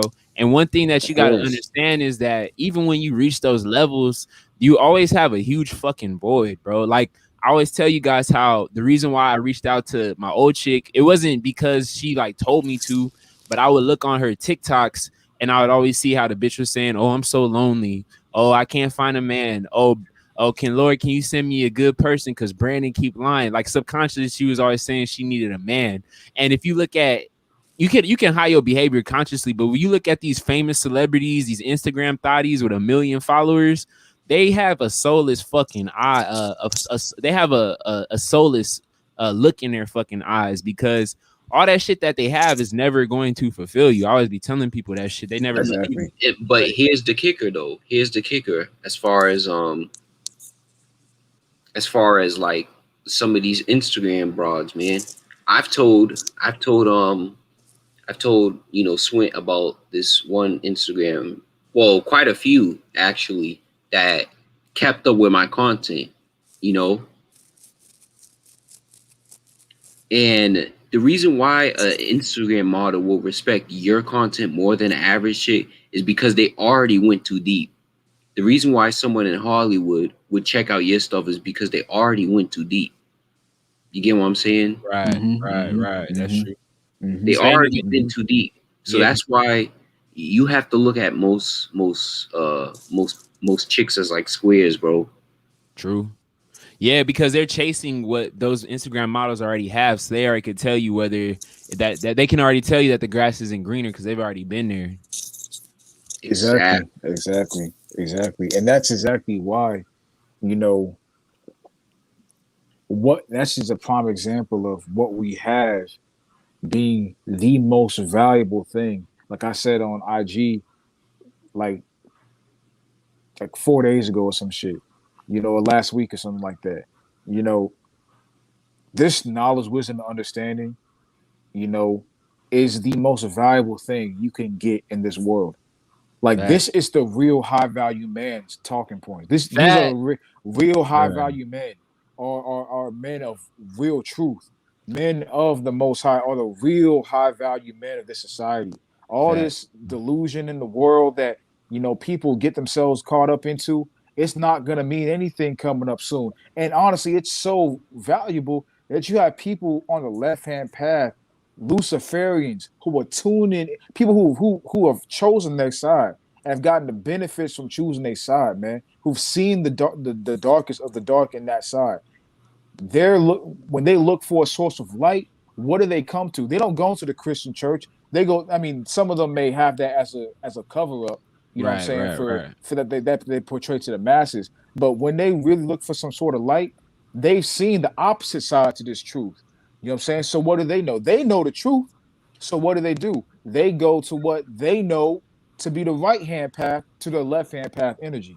Hey, in real shit, bro, if you look at true value, value is what? Something that is durable, something that has true substance, something that essentially is like a diamond, bro. It's like a rare thing. Now, when you look at money, it comes and it goes, right? When you look at pussy, it comes and it goes. When you look at status and clout, it comes and it goes, because at the end of the day, that shit isn't valuable. But the most valuable shit on earth is where your soul fucking goes, bro. Exactly. And not only that, but knowledge, because knowledge, you can get that shit from a 2-year-old and it sticks with you to the day you die, bro. You see what I'm saying? And a lot of niggas don't see true value. That's why when you said something about the high value man, you sparked me, because they're valuing shit that doesn't really have value, because it can be gone just like that. I always tell niggas, I guarantee you, if you look at a nigga with $1 million, if you look at a nigga with, you know what I'm saying, like muscles and shit. I know we got Nell Gaines in here. I ain't sneak dissing you, my boy. But when you look at a dude with the worldly clothes and shit, I always say, bro, I guarantee you these niggas out here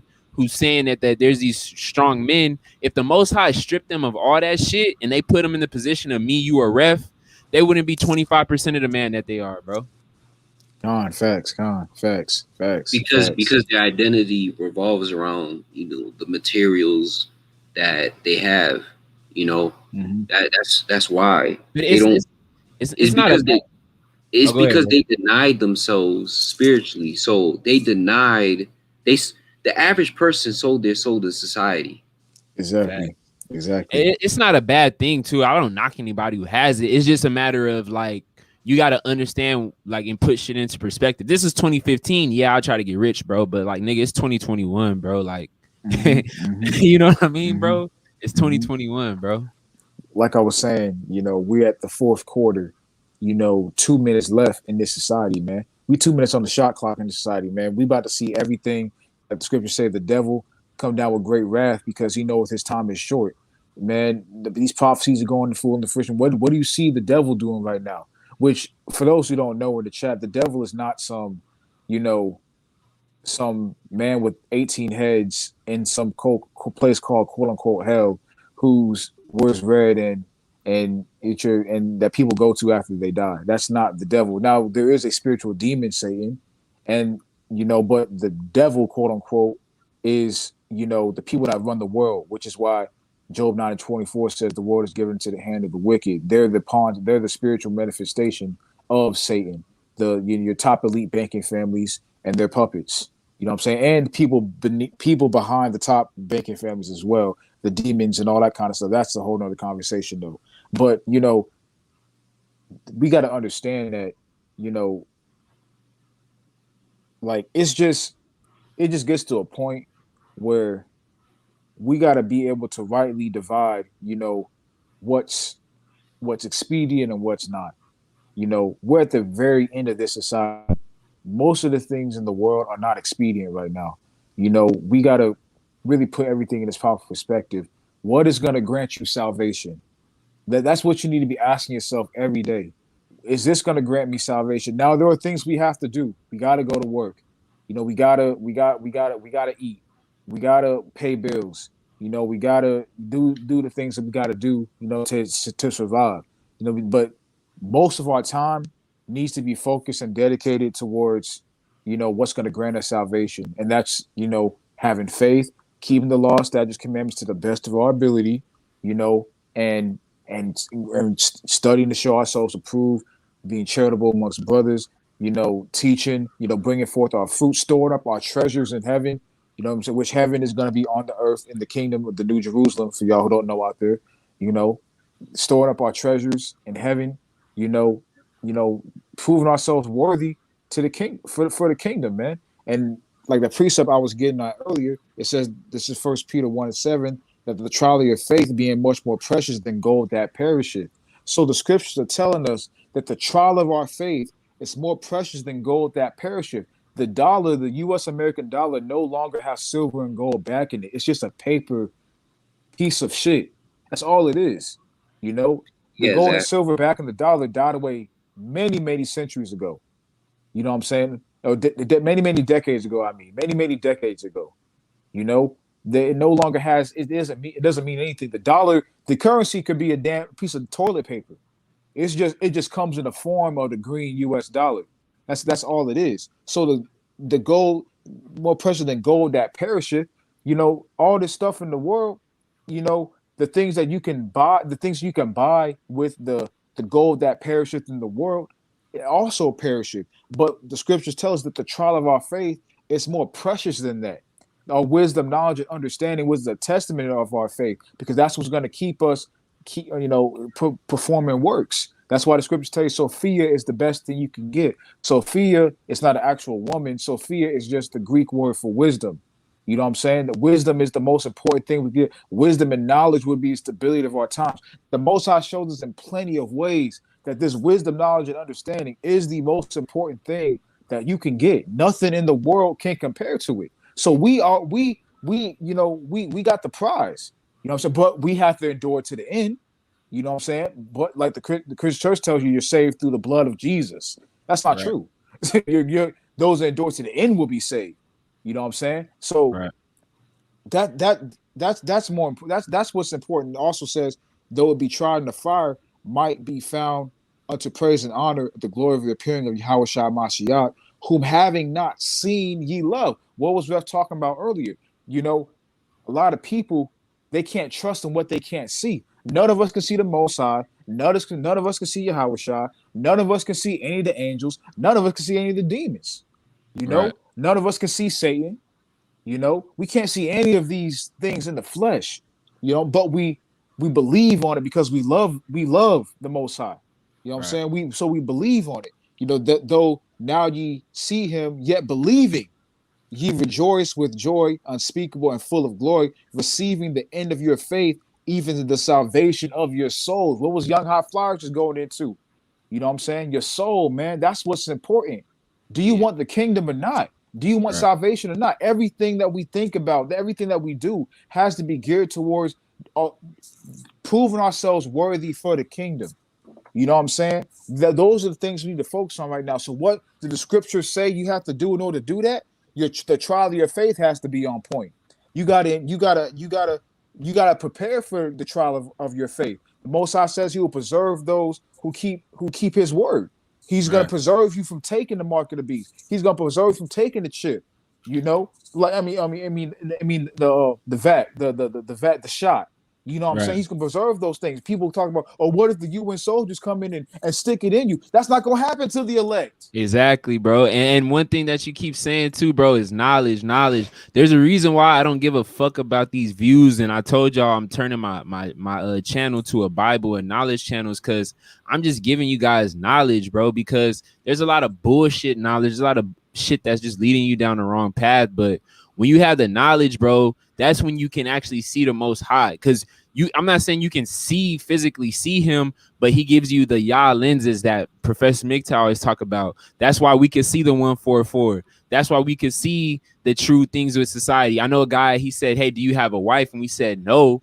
And he's probably thinking to himself, like, well, you never had a wife, so how could you know through experience? Because we could see it. We could see how the women act and what goes on with them and what happens. Because there's 2D knowledge, 3D knowledge, and the spiritual knowledge. You can get 3D knowledge through thought and through experience, but when you have spiritual knowledge, you can see what the fuck is going to happen ahead of time before it even happens, like what Swin's talking about. And that's why the elect it's gonna be like a Batman symbol, my nigga. Like, you're not going to actually know when to leave, but you'll have that signal to just go. And oftentimes you're gonna be delivered away from the parish, bro, from the troubling times. I just want to say a few things before I go, because you know I'm tired. You know, I'm gonna go to bed, but you guys revitalize my spirit. You know, for the moment. That's what the brotherhood is for, bro. I just want to say this one thing, bro. This drop was definitely better than last time, man. I'm gonna keep it real with you, bro. Which one was the last drop? I forgot, bro. It was us. With Ray J and them. Yeah, Ray J and Ice. It was too many people, bro. And we know why, bro. We know why, bro. I know what you're saying. The energy it was off, because by the time I got in, it just you can tell when a live is good just based off of how it flows, bro. Like, if I'm not getting passionate and Swint not getting passionate, you not getting passionate, you know it's not really a good live, bro. Yeah. Man, I just, it could have been a classic had we did it in a whole different time. But we might make a part 2, bro. Who knows, bro? We probably can, bro. But yeah, man, I just want to say that. Another thing too is knowledge is definitely important, but faith and trust is even more important, bro. It is. You have to have that faith and trust, because the way this world is going, for example, like, people are scared more of what the elite are going to do more than what the Most High is going to do. Facts. They fear UN soldiers walk. I fear the earth. Imagine, like, an entire city's lifted off the ground. I fear stuff like that. Right. That stuff the Most High. Exactly. Fucking nuclear holocaust and shit, man. Exactly. You drive out of Houston and then you driving back and then there's a floating city. Like stuff like that should spook you out. And he created it all. So stuff like that scares me personally more. Like, do I fear the elite? Yes, only in relation to the Most High. Exactly. I don't fear the elite as their own power. That's the difference. And that's the mindset that brothers need to have. Niggas fear too much of what the elite's going to do. Exactly. Exactly. Niggas, oh man, Joe Biden. Hey, Joe Biden's not the Most High. Facts, bro. And Joe Biden's not even the top elite either. Right. Exactly. Y'all, yes, I understand Joe Biden's a freaking Android reptilian thing, whatever. I get that. But still, regardless, the Most High has so, like, people you fear the elite so much, yet the Most High is going to destroy the elite. You should fear the destroyer of the elite more than the elite. Yeah, the Exactly. destroyer. Like Exactly. I refuse to, and that's the thing. That's the thing, bro. Niggas don't have talks about faith like me and you guys do every day. We don't have talks about the kingdom. Like when I post kingdom vision, you know what I'm saying? I want to speak on this real quick. Like when I post about kingdom vision on the gram, right? 10 likes. It depends on what aspect of kingdom vision. That's true. That's true. If I post a castle, between 7 and 11 likes, Right. kingdom vision. I post some water, the peace, kingdom vision, and 10, 12 likes. Post about rulership over animals, 20 likes. I post about you could get you could get submissive concubines, 45 likes. It's crazy to me. Like, don't y'all want the whole thing? Right. Exactly. There's more to the kingdom than multiple women, man. Even though that's a great aspect It's a great of the thing, kingdom. yeah. That's a great aspect of the kingdom. But there's many more great aspects of the kingdom. Exactly, bro. Ain't gonna have a pimple on your body. Ain't no dark, no spot. pain, no disease. You can fucking travel to other worlds, bro. You can finally teleport. live like a king, bro. You don't have to wake up and go to work every day. Exactly. You don't even have to go to sleep. Damn, I just thought about that. That's crazy. Man, real talk, man. Real talk. You're gonna run and not be weary.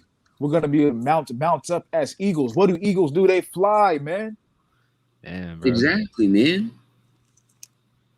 Hey, but you're not gonna believe that if you don't got faith, though. That's the big thing, though, bro. That's the thing. Like people be hitting me up. Yo, what am I supposed to do as far as like this upcoming collapse? And I'm like, fam, have faith. Have faith. Don't what you mean have faith? That's not good enough. Block. Hey, man, if you don't think faith is good enough, man, then honestly, man, you don't think the kingdom is good enough.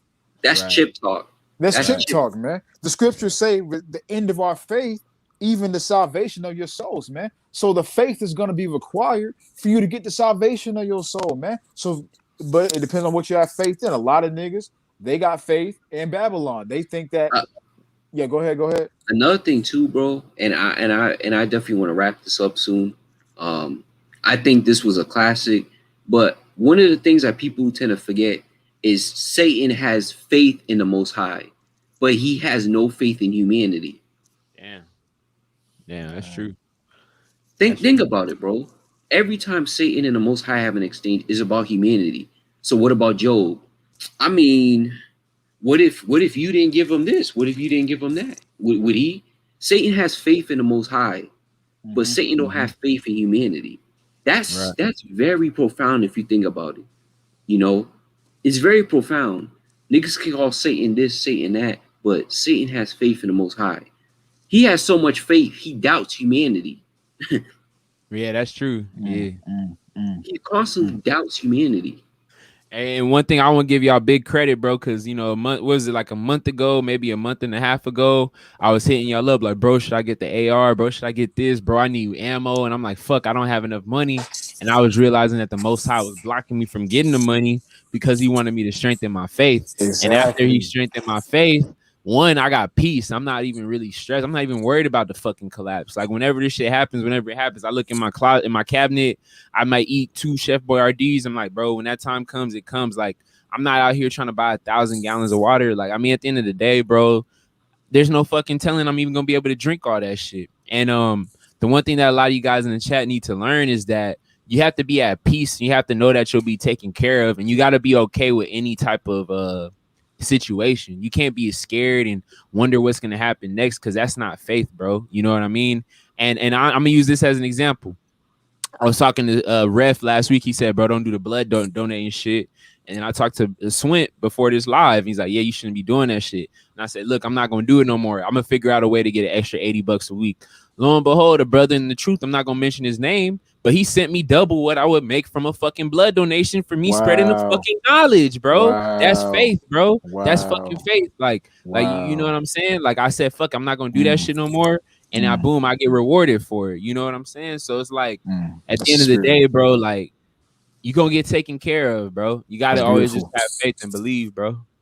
That's beautiful, bro. You know, see that, and that's what this body is all about. Your Ref has said it. You know, hey man, you shouldn't be doing that. Just the reason why he was saying it, I was saying, hey man, for the reasons I was saying you shouldn't be doing that. You know, law, statutes, commandments, what they do with the blood, all them things, man, all them things, and then, you know, a brother, you know, blesses you, you know, through the Most High, of course. You know what I'm saying? Like, this body is beautiful, man. Like, you know, for any of you niggas out there that doubt the Most High, this is what the Most High is capable of. The brother was willing to give up. Listen to this. This is a testimony, man.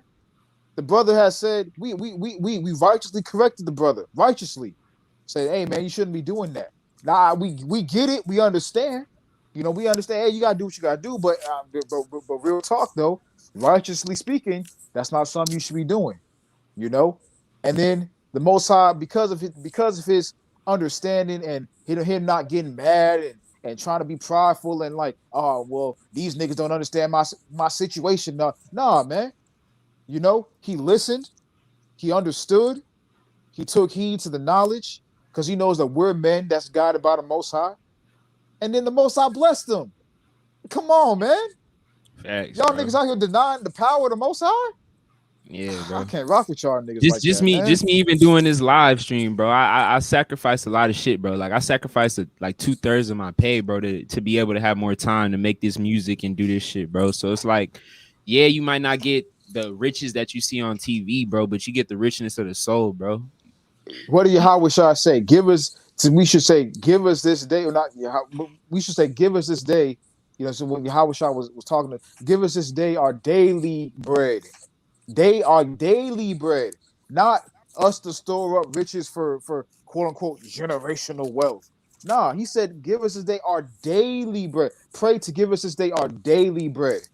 Enough for us to get through the day, enough for us to get through the week, you know, because we need to be more focused on serving the body of this ministry. Another thing too about the whole thing with faith, you don't know how many angels he's using to protect you, bro. Like when you're a man who's truly about truth, you have a force field around you. Exactly. Sometimes people hate on you because they could feel that force field around you.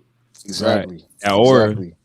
Exactly. You know what I'm saying? Saul couldn't kill David no matter what. Saul was a king, bro. So that would be the equivalent of Trump, right? Trump getting the military to come after Swint, and for some reason, all the UN bullets just seem to disintegrate right in front of Swint. There's a remnant that's prophesied to make up out of here, man. There's nothing that no one's gonna be able to do to stop the remnant from making it, stop the remnant from enduring to the end. There's nothing that none of these forces of the world are going to be able to do. Like Psalms 37 says, don't fear the man who puts the wicked devices into action. You know what I'm saying? Because he brings with the wicked devices to pass. Don't fear him. Don't be scared of him. You know, like Ref was saying, be scared of the power that's even enacting that to go, you know, enacting the left-hand path side to do these things. Because one of the reasons why we need to be fearful of that is for the opposite side as well. Because everything's about you know, there's the duality. You know what I'm saying? Like, because we fear the Most High for what He's capable of doing, and wickedness and for righteousness. He's also capable of doing amazing, great. Just how He's using the left hand path, the wicked to lead to Edom and all them, to bring forth this beast system. He's also using the right hand path to build up the elect men. So just how He's using the mark of the beast, the shot, and these boule celebrity puppets, and all these left hand path stuff to change the world on the right hand path. He's gonna do great things for the brothers on the right hand path. We're gonna be able to run and just jump up in the air, and they'll be like, "Where did he go?" The soldier's gonna be like, "Where did this dude go?" Yo, and that's the thing, bro. Like, they could come to your door and be like, "We're taking you to FEMA camp," and you know what? Some people in the truth will be like, "I got my pistol here. I ain't going nowhere. I ain't going out like no bitch." Yeah, exactly. And the next thing you know, them niggas just hit with plastic bullets, can't recover it. You know? Exactly. And you went, and the Most High done protected you because the Most High already had an earthquake in mind for that region. Exactly. You trying to store up all this, and I'm not saying that it's not bad. I'm not saying it's bad at all. I don't want brothers to get that twisted. But you put too much faith in your weapon than the Most High. Exactly. Because honestly, man, the scriptures tell us that there's going to be certain things the Most High is going to do, for us to get certain things. Like Isaiah 41, man. I will open up rivers in high places and fountains in the midst of valleys. I will make the wilderness a pool of water, man. We're going to be out in the wilderness, and water's just going to come out of nowhere. Hey, yeah. Hey, let's get on that, bro. Because I've been doing this survival shit, man. And I'm sitting there and I'm talking, and the Edomite dudes is like, yeah, man, if you want to do this shit, man, like, it takes lifetime of practice. You got to practice every day. And in my head, like, I know you're supposed to practice shit every day, but I got the Most High, bro. Exactly. I don't give a fuck what happens, bro. And at the end of the day, another thing about like the wilderness, right? Was we ready to get out of Egypt and go to the wilderness? Hell no. Exactly. We ran in the middle of the night, baking. You gotta think about it. Imagine you're running out of Houston, right? And you're baking food at the same time. That it sounds crazy. Like, you probably have to make a stove out of rollerblades and then run out the city. You get what I'm saying? So it's like, even all that stuff is good practice. I'm not gonna deny that. But you gotta have faith, man. You got to. You made water flow out of a rock. Exactly. And that's why when examples of it. Yeah, that's why when I be seeing niggas on not Instagram, on YouTube, bro, I be seeing this bullshit. I be commenting on other Israelite channels and be like, yeah, you guys just don't believe in anything. That's why these niggas think that Moses couldn't part the Red Sea, bro, because they just don't understand the powers, bro. They don't have the lenses, bro. Like, it sounds crazy, but it's the truth, bro. Just like when you tell a nigga, like, you're gonna be like one of the niggas on Get Out, bro. Like that shit happens. It's like they just can't believe it, bro, because they're too stuck on the logics and the numbers and the statistics. Like, bro, fuck that shit, man. That's just fucking man trying to explain away what they can't understand, bro. And at the end of the day, it comes down to faith, man. It really does, because none of us saw Moses. None of us saw the Yahushua. None of us saw the things Yahushua was able to do when he walked the earth. None of us saw the great works that Moses performed for our people in the eyes of Pharaoh. None of us saw, Jacob actually fight the angel. None of us saw Leviathan. None of us have seen Leviathan, Nephilim, any of that stuff. None of us saw the fire and brimstone, not the fire and brimstone. Sodom. Yeah, you know what I'm talking Sulfur. about. Yeah, sulfur, all that, man. None of us saw any of that. We never saw, any of these things that happened in the scriptures. But we have faith that they happened. That's the point, man. You gotta have faith. You're gonna be saved through your faith. Yeah. And the thing is, too, for those of you guys who feel like you haven't seen it, the reason why we believe in it is because we can see the times that we're in right now. We can see the part of the book that we're in right now, what's going on and where it's going to go. And we could just tell and we can know that everything is factual, bro. You know what I'm saying? So if you guys want to, if you feel like you're not at that level yet, you just got to keep building your faith and keep learning more knowledge, bro. Like the scripture said, then shall it be known who are my chosen, man. You know, after all the disintegration of society, the chosen are going to be the ones who have faith to stick it out with the Most High when the beast system seems more alluring in the present moment. And the thing about the beast system, right? It will appear to be peaceful. It will. Exactly. It's going to be alluring, man. That's why I believe like the beast system is fully in effect. It's going to be the wilderness and the cities. That's how I see it, bro. I really do see it like that.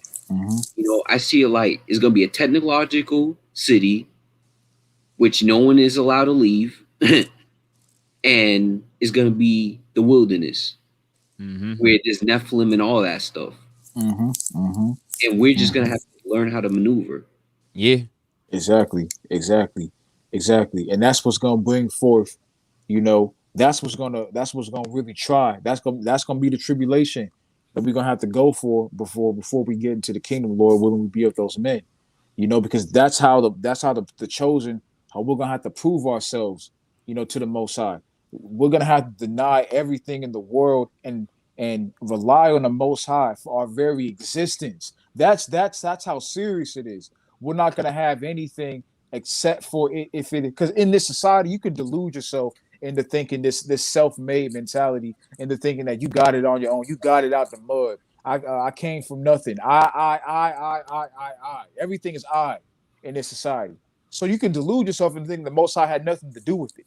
You know what I'm saying? But when that time comes, it's going to be very obvious that not only does the Most High have something to do with it, he has everything to do with it. Yeah, exactly. In addition to what you were saying, like beside, you know, the trust, bro, it's the fear. Like when I read Second Esdras 6, 7, and 8, I mean, the stuff is scary in Revelation. You know, it is. It is. You know, we read stuff like that. Like, there's gonna be so much wickedness that you could potentially lose your mind. The wicked are gonna lose their mind at the wickedness. Should they losing their mind now? Exactly. Yeah. So it's like let's focus on the Most High to even greater, you know. And I'm glad that we was able to get on that wave because me and Swin, we was talking about this back in October. Oh, what's up, Ronnie? We was talking about. Oh, what's good, Ronnie? We was talking about back in October, man. We want to go to Brazil. Now, you know, Brazil's cool, but Brazil just reminds us the kingdom's going to be greater. Exactly. So it's like we're so focused on the kingdom, you know, that's what it's about. And by the way, because I definitely want you guys on this next drop that I want to do. We got to do a drop on Kingdom Vision. Oh, hell yeah. That should be tight. Hell yeah. Yes, sir. If I could get all the guys on the chat into that drop, I'll be happy. Yo, 6 brothers in Kingdom Vision. I promise you, dog. I kept seeing 6-414-6144 today, man. So that's spiritual that you even brought that up, man. You know, and the spiritual that the chat is called Kingdom Vision, and I kept seeing that today. I hope all of us make it, man. You know, like that's how hungry we gotta be for the kingdom. You know, that we're willing to sacrifice everything. Like we gotta be so willing, so hungry for the kingdom that if tomorrow we woke up and this whole society was changed and we had to just say, you know what, fuck it. You know, it's time. I'm relying on the Most High. Man, we would leave everything. We would drop everything and just be guided by the steps. And we can't fear nothing. We can't fear nothing this world has to bring to us, except for the one who's controlling the world, man. Right. Exactly. Yeah, man. That's true, bro. Hey, but Ref, you say you gotta go, right? Yeah, yo, it's 2 hours, 8 minutes. You know, I stayed you was know, here for 2 hours, bro. Yeah, you was here the yeah, whole time, fam. 25 minutes longer than I wanted to, but I just want to say, you know, I salute to you, brothers. I thank you for having me on. Yeah, no Yes, problem, sir. I'm bro. trying Yes, to sir. see Yes, sir. if there's a perfect time for all of us to be on the, because I mean, I have less hours of work, you know, Gotcha. so if there's a perfect time, you know, where all of us, at least 5 of us, can be on, that'll be perfect. Hey, Hey, y'all and real brothers. quick too, I sent y'all I sent y'all some of what the dude gave me for y'all joining on the live, bro. Oh Oh, man, damn. man, Yeah. you didn't have to do that, Now bro. you good, bro? I mean, at the end of the day, bro, it's like y'all he dropped me, he gave me for dropping knowledge. I mean, y'all came on here for no reason, you know what I'm saying? So like I I said, we appreciate all it. looking out for each other and shit, you feel me? That's love, man. I appreciate that. I appreciate Yeah, that. I appreciate that too, I man. appreciate that, bro. Yeah. I was just saying too, in terms of when y'all brothers want to chop it up with the Kingdom Vision. I mean, y'all want to, you know, I don't know if you how quick of a turnaround y'all want to do it at some point in time tomorrow. Well, Wow. I can join in as a guest. I can't be the host because I gotta work at 6, but I mean I can. Oh, you got to work at 6. Oh, okay. Oh yeah, yeah, Yeah. you did say that. Yeah, You I did could say that. work, I could do it on my phone. I just can't like be the host like I am right now. Yeah, I could do the Kingdom Vision on my channel Sunday. Sunday. Okay. Yeah, I mean any of those days will work, bro. I just can't do it. I can't be the host because I don't have my laptop. Yeah, I'm gonna be home. We're getting a snowstorm tomorrow, so Mm. Mm-hmm. it's like, man. Oh yeah, last thing I want to say is a quick story of faith, man. Because I told Swint, man, I said, yo, I only have 15 hours this week, 15 hours next week, and you know, in order for me to maintain, I would have to at least have 25 to 30, you know, minimum. And ironically, this chick that called me a narcissist, she gave me $100 on Cash App. Oh, for real? Wow. Wow. Yeah. Wow. So Yeah. Wow. that helped a lot. I was able to pay my rent on time. So it's like She just having hit you up out the blue? huh? She hit you up out the blue? Yeah. Damn. Yeah. That's Yeah, Hey. man. crazy, bro. So Yeah. yeah, you know, she could be doing it for the wrong intentions, you know, but at the end of the day, I see it like this, man. I'm thankful for the Most High, you know, because as of right now, I think I'll be able to do next month, you know, if I keep things on a minimalist level, you know.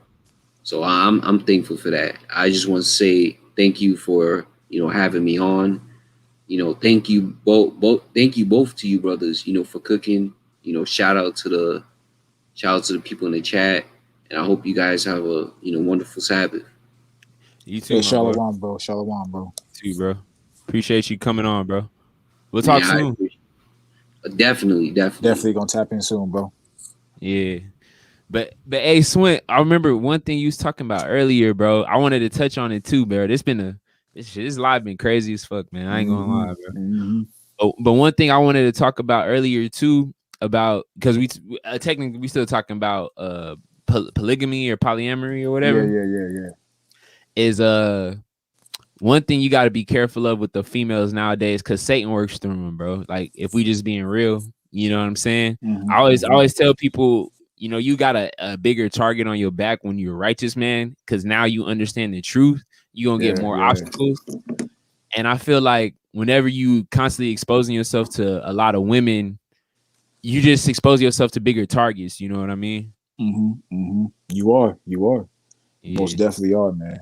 You most definitely are. I mean, the thing about it is, you know, when you're putting yourself in a position to be to have, you know, that many demons around you, because let's just be real, most women are plagued with demons. I mean, most people in general are plagued with demons, but Right. especially the woman, because she's basically like a I trash bin, a yeah. receiver, you know what I'm saying, for all these different energies, man, whether that be actually men that she is getting with, different men, you know, dumping their semen in her in whichever way possible, in whichever way that they do, you know, the programming from mass media, you know, celebrities, music videos, you know, they lame ass girlfriends, they bitter mom and they bitter female family members, you know what I'm saying? When you're all that is bringing forth demonic energy into any woman that you're trying to be involved with. So I'm not saying, look, I think it's unrealistic to expect a man to go without ass. You know what I'm saying? I Right. think that's like forever. I think that's just unrealistic. You're putting yourself in a situation where you're gonna let yourself down. Right. You know what I'm saying? When you do things like that. But that's what I always say for brothers,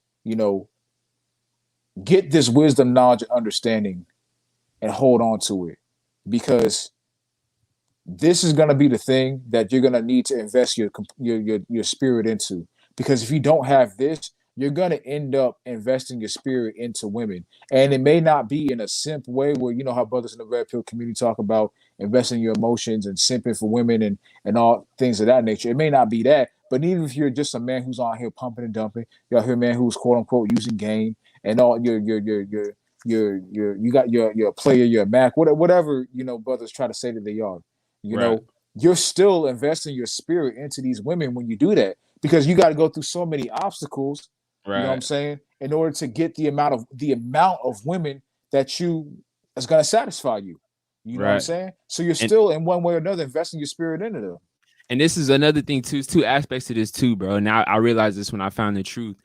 Is not only are you investing a lot of time, but just the thought. Think about it. You're thinking about what you're gonna say to this bitch. You're thinking about what did she text you back. You're thinking about, is she manipulating you? You see what I'm saying? Mm-hmm. And you putting all this time and energy into something, like I said, it doesn't have long-term value. But not only that, but you have to play a role around the chick, bro. The one thing that I would say is, when you're a spiritual, you're a righteous man, and I said this shit in the live. I said the 5 things that make you an alpha. The only thing you need to become an alpha is, there's inherent characteristics that make you alpha, or whatever you want to call alpha.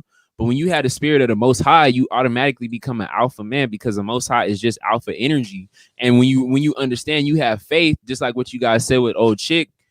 Essentially, bro, the Most High is only gonna bring bitches that are supposed to be in my life.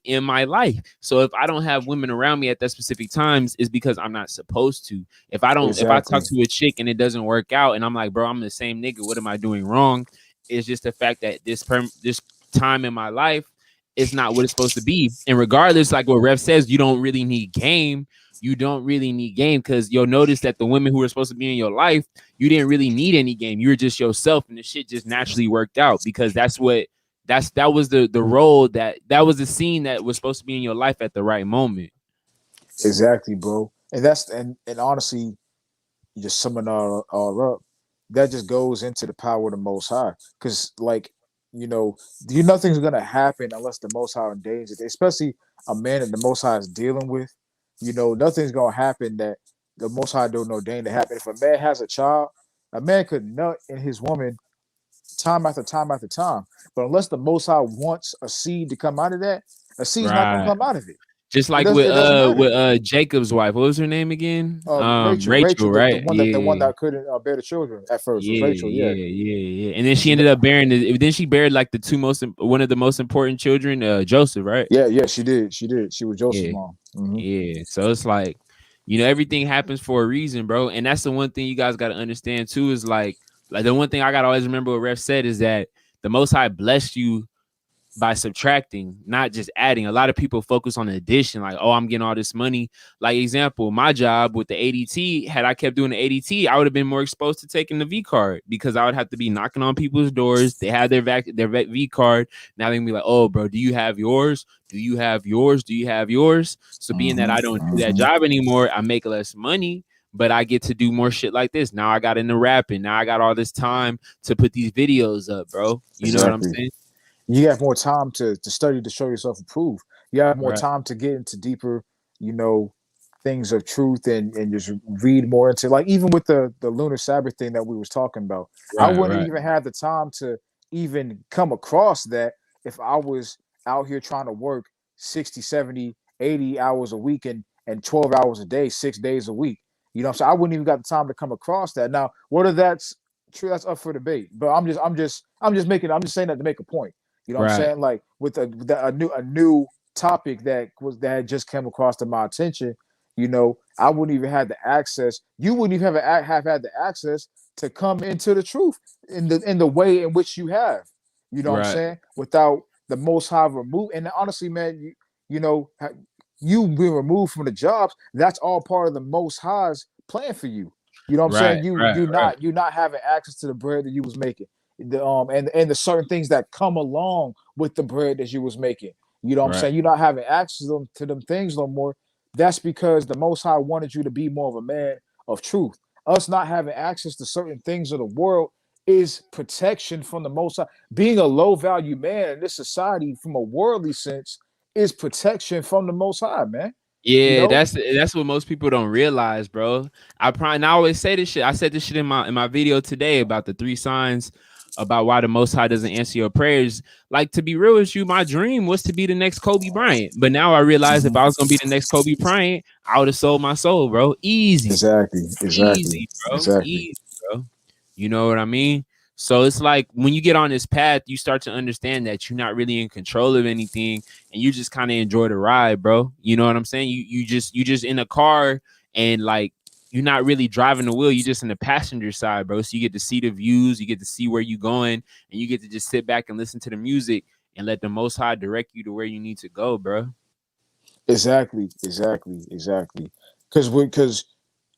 and the Most High is doing that because you're being a man who's denying the world for the Most High, as opposed to what most niggas out here are doing, and the women as well. You know, but that's they're a whole different level of deep. They're finished. You know, like just you know what I'm saying. Just And focuses on them. I would say we could talk about that one, but I feel like we should just devote a whole live stream to that shit, bro. Yeah, that needs a We, we could that probably need a fuck whole around and do stream, that bro. shit. We could probably do that shit next week, bro, or Wednesday or whenever we Yeah. got time, bro. Because you already know if we do something like that, bro, we gonna go off for hours, bro.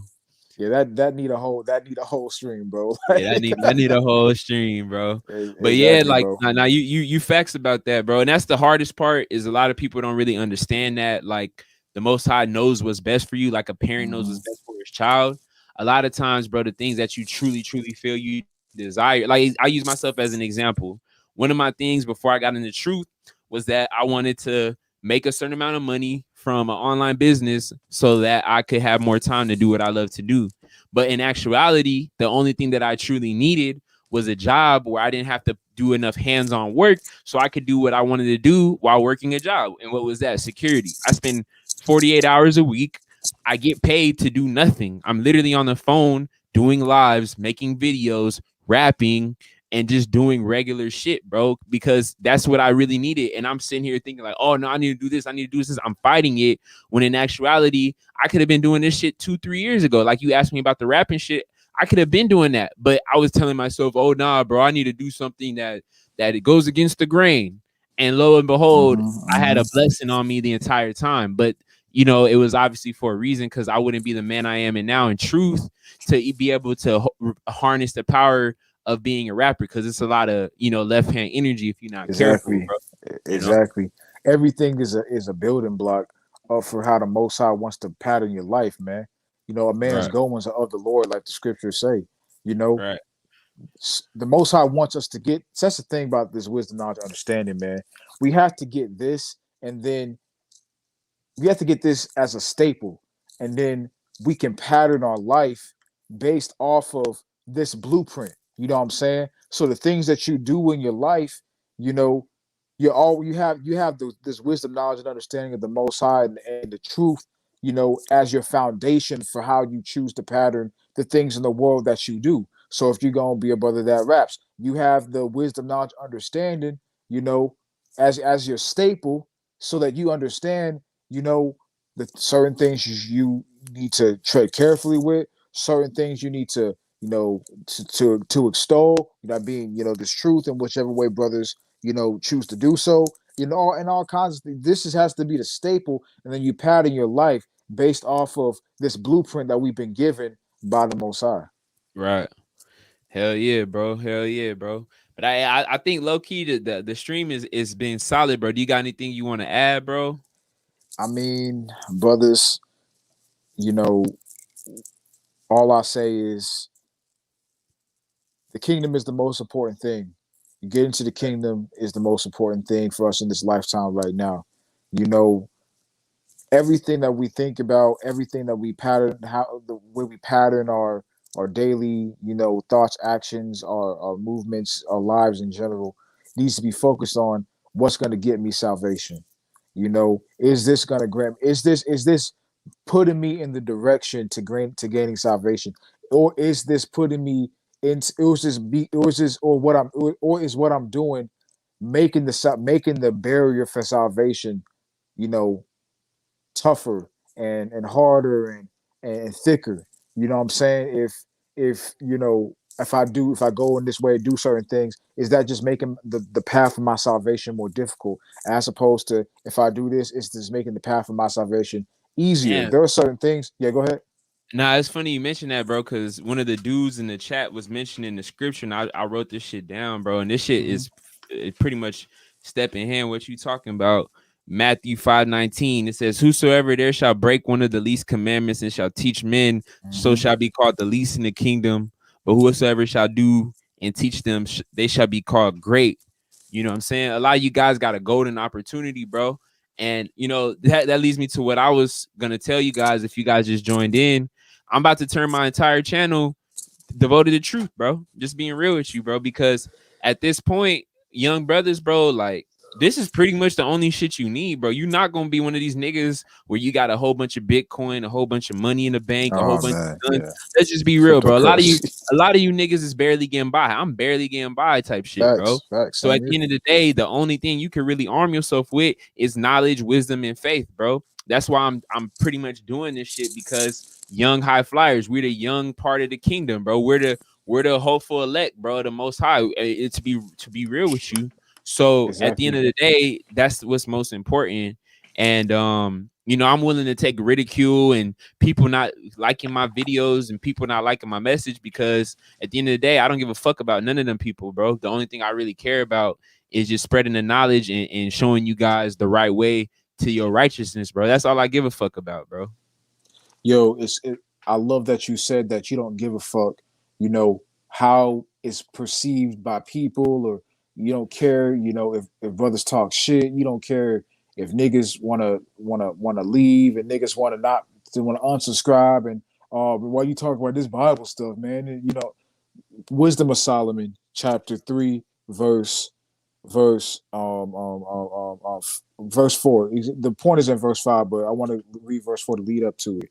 For though they be punished in the sight, well, verse 4 as well. For though they be punished in the sight of men, yet their hope is full of immortality. So yeah, the point is in verse 4. That's the point I wanted. For though they be punished in the sight of men, their hope is full of immortality. What you're doing, that saying that you just said right there, bro, this is the action based off of the saying. It's an action that's giving you that's best pushing forward the spirit of the hope of immortality, but it's gonna make you punished in the eyes of men. You're gonna have people out here who want to hate on it. You're gonna have people out here who think you're talking, oh, the scriptures was written by man. Or you're gonna have people out here who talk a lot of shit about you completely rebranding yourself into a more spiritual man. But your eyes and your focus is on that hope of immortality. So you don't give a fuck what these niggas in the world are saying, man. Yeah, bro. Because you got your eyes on the prize, bro. And that's what helped me becoming a rapper, because it helped me understand, like, I don't give a fuck how these people say and what they think about me when I'm rapping. I could do the exact same shit on the microphone, bro. You know what I mean? Mm-hmm. And it all happens for a reason. And at the end of the day, bro, these people's opinions is irrelevant, because most of these people is gonna burn anyway, bro. So at the end of the day, they could think and talk however they want to, bro. I already tried to save them and Man. listen, so I don't really give a fuck how they feel about me, bro. And that's the spirit that we got to start taking on. We got to start taking on a spirit of numbness in these last days. Like, hey, I try to give it to you. I try to get the blood of getting the blood off my hands, trying to get the word out to you. If you don't want to take heed to it, hey, that's not my problem no more. You know what I'm saying? Right. That's up to you. We got to embrace the spirit of numbness, man, because we're gonna have periods of time in these last days where it's gonna be close people to us. They're gonna try to get us to go in the direction that we know we shouldn't go, and we got to be able to tell them. We got to be able to look at them in the eye and tell them, "Hey, I love you, but you going in this direction. I can't go in this direction. We're gonna have to go our separate ways." And Right. I hope that you can get it. But if you don't, hey, that's not my issue. You know what I'm Yeah. saying? We got to really embrace the spirit of numbness and a spirit of of, you know, just forsaking everything for the Most High and being numb to certain emotional attachments we have to people who don't want to get on the same, you know, spiritual plane as us in these last days, bro. Yeah, even with my mom, bro. Before I got into the truth, me and my mom talk like 3-4 times a week, bro. Now we barely even talk, bro. You know what I'm saying? It is what it is. At the end of the day, she's telling me knowledge from the serpent, bro. So I can't even really Exactly. like, you know what I'm saying? But you know, it is what it is, bro. You got to just accept shit for what it is and understand that you got a great opportunity. Hey, real quick, Hitman asked me what's the best way to make a channel on truth. There is no best way, bro. Whatever person you are and whatever knowledge you have, just go out and do it your way. When it comes to me, bro, I don't know. I can make an entertaining like presentation, and I can just talk and I can just speak about things. Whereas my bro Swint, he can pull up precepts and he can break down shit completely different from me, bro. So and I'm good at rapping and like putting my message through music. So at the end of the day, bro, the best way to make a channel is just to make the channel, and whatever you're naturally good at and whatever you're naturally talented at, it'll come out in the works, bro. You know what I mean? You got any advice for him? Yeah, bro. Actually, I got a precept that I want to share with the brother. This is the book of Mark, chapter 4 and verse 20. Now, the backstory for this precept. This is the parable, a parable of Yahweh Shai of, you know, the sower. You know what I'm saying, and the soil. You know, and so it goes into the different type of soils that, you know, is sowed and whatnot. You know what I'm saying, the lukewarm soil, you know, the in some ways righteous soil, but in some ways in the word soil, you know, and then the straight up righteous soil, you know, the soil that is, I mean, the sower that is in straight up righteous soil. There are different kinds of soils, but verse Ms. Mark's 4 and 20, and these are they which are sown on good ground, such as hear the word and receive it and bring forth fruit. The point I wanted to get, some 30-fold, some 60, some 100. So that's the thing, bro. Your fruit may, now I don't know, that's between you and the Most High. Your fruit may just be 30-fold, but that's okay. There's nothing wrong with that. Be a brother that brings forth your 30-fold from your perspective. If you are a 100-fold brother, be a 100-fold brother.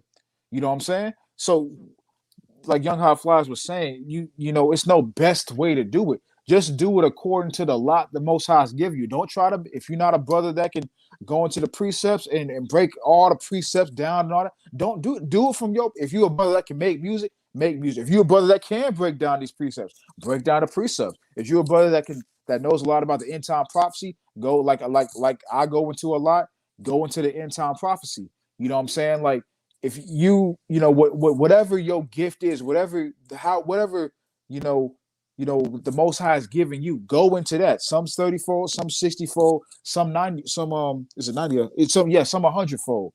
You know what I'm saying? Whatever the Most High has given you, that's what you need to do, bro. Because at the end of the day, we're all gonna have to stand up. You know what I'm saying? You know, on the day in the day of judgment, in the heap of Jacob's trouble, in the day of judgment, and all that.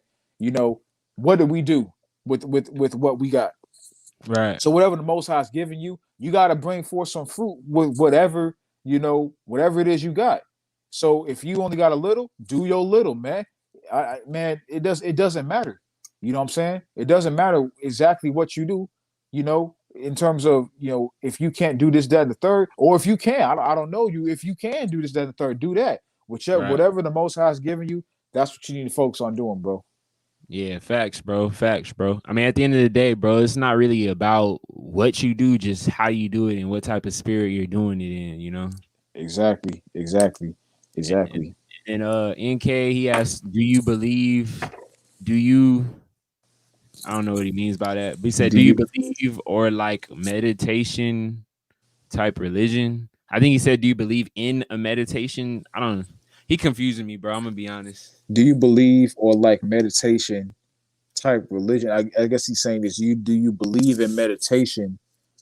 Um, like Like, I think he means religion? like, do you meditate for your Yeah, religion or for something like your that? religion. Personally, bro, no, I don't meditate. I pray.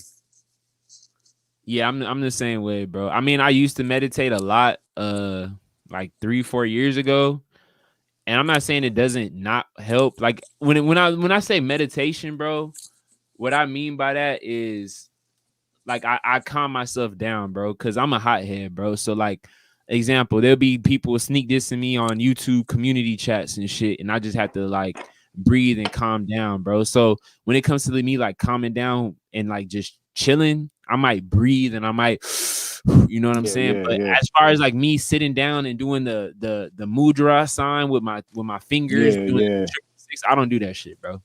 You know what I'm saying? Because to be quite honest with you, it has a lot of bad energy. And if you actually look up a lot of the yoga poses, bro, you can just look up a lot of the yoga poses, bro. They have a lot of occultic meaning to them, bro, that you gotta be real careful of. The when you sit and you do the little you're actually throwing up 666s, bro. Yeah, you are.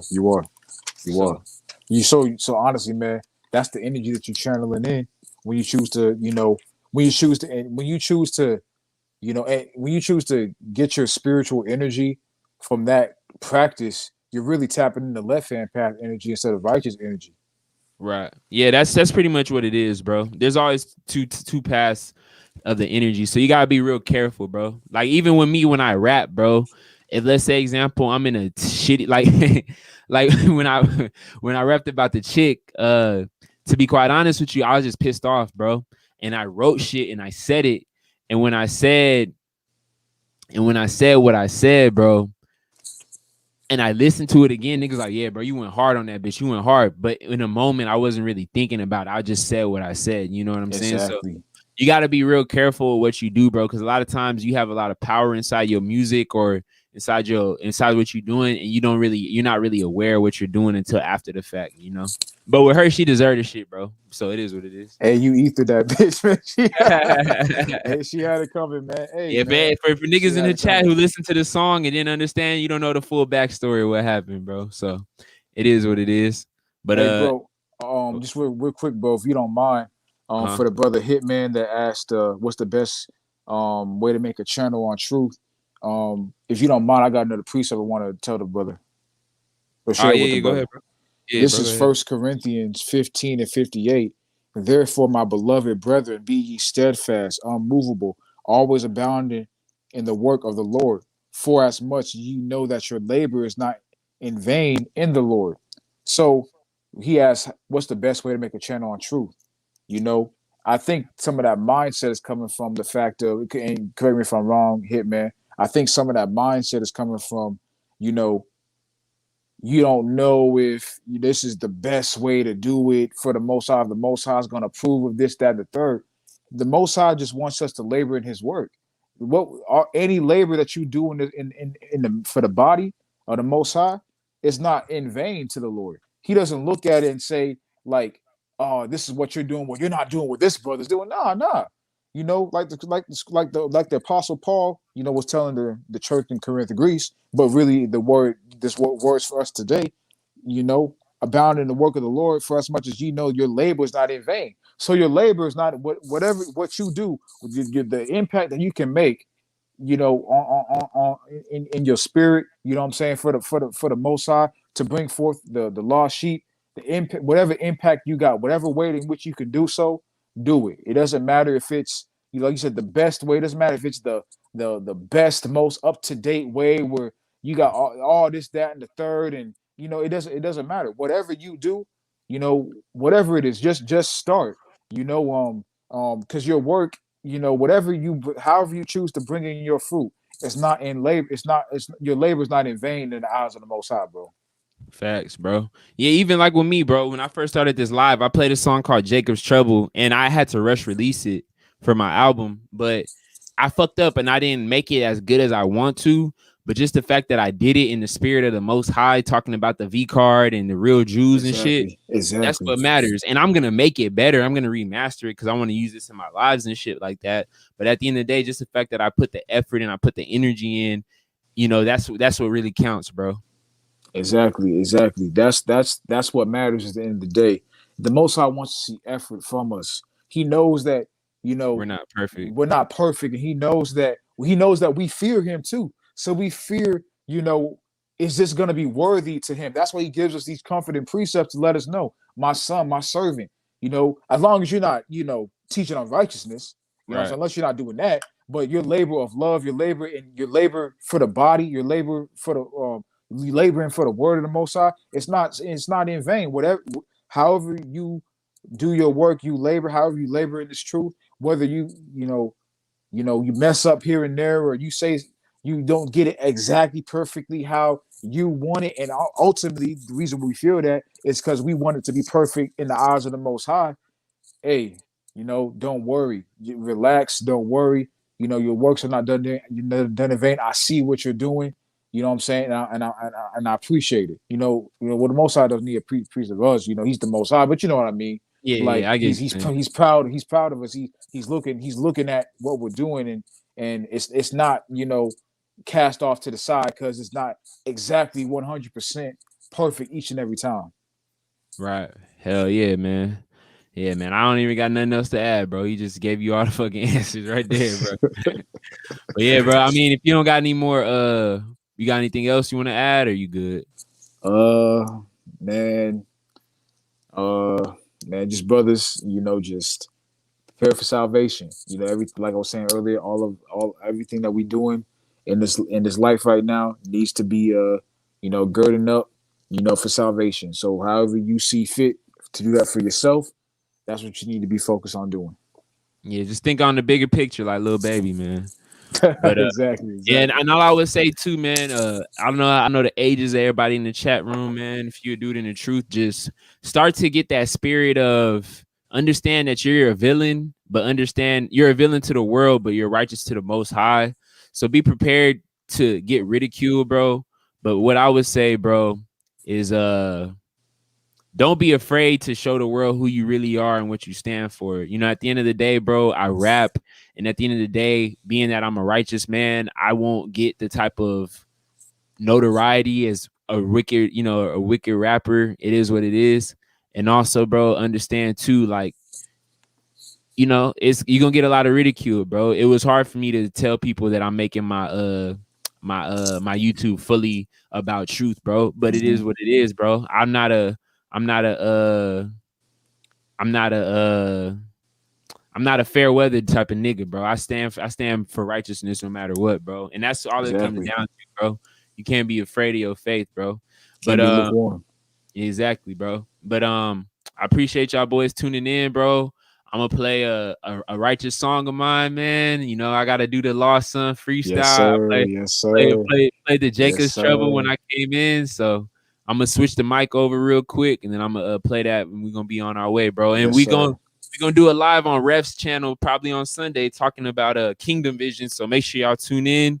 And me and Swint, we actually gonna start doing these hopefully every Friday or whenever we got time. We're gonna do these lives, bro, because give you guys a lot of knowledge, a lot of wisdom.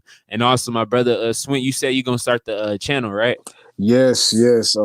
Yeah, y'all brothers inspired me. So salute, shalom to all y'all. Yourself, Ref. The other brothers that are out here. Laboring in this truth. Inspired me to go ahead and do it. So my channel is gonna be called, as you can see in the title.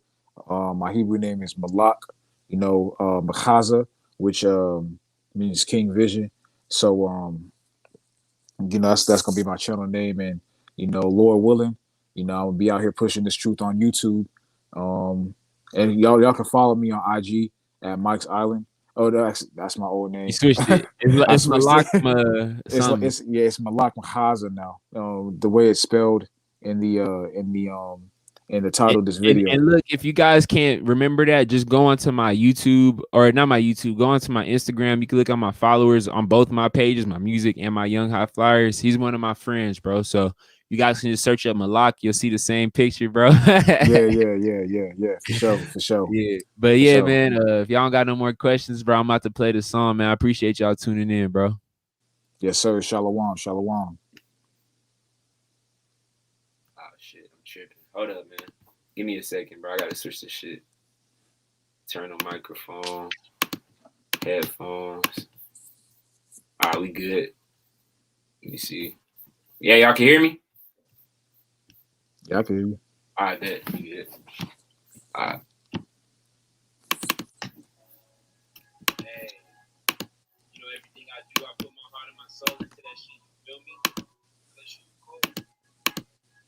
That shit acting weird, bro. I don't know why should not let me do it. That shit weird.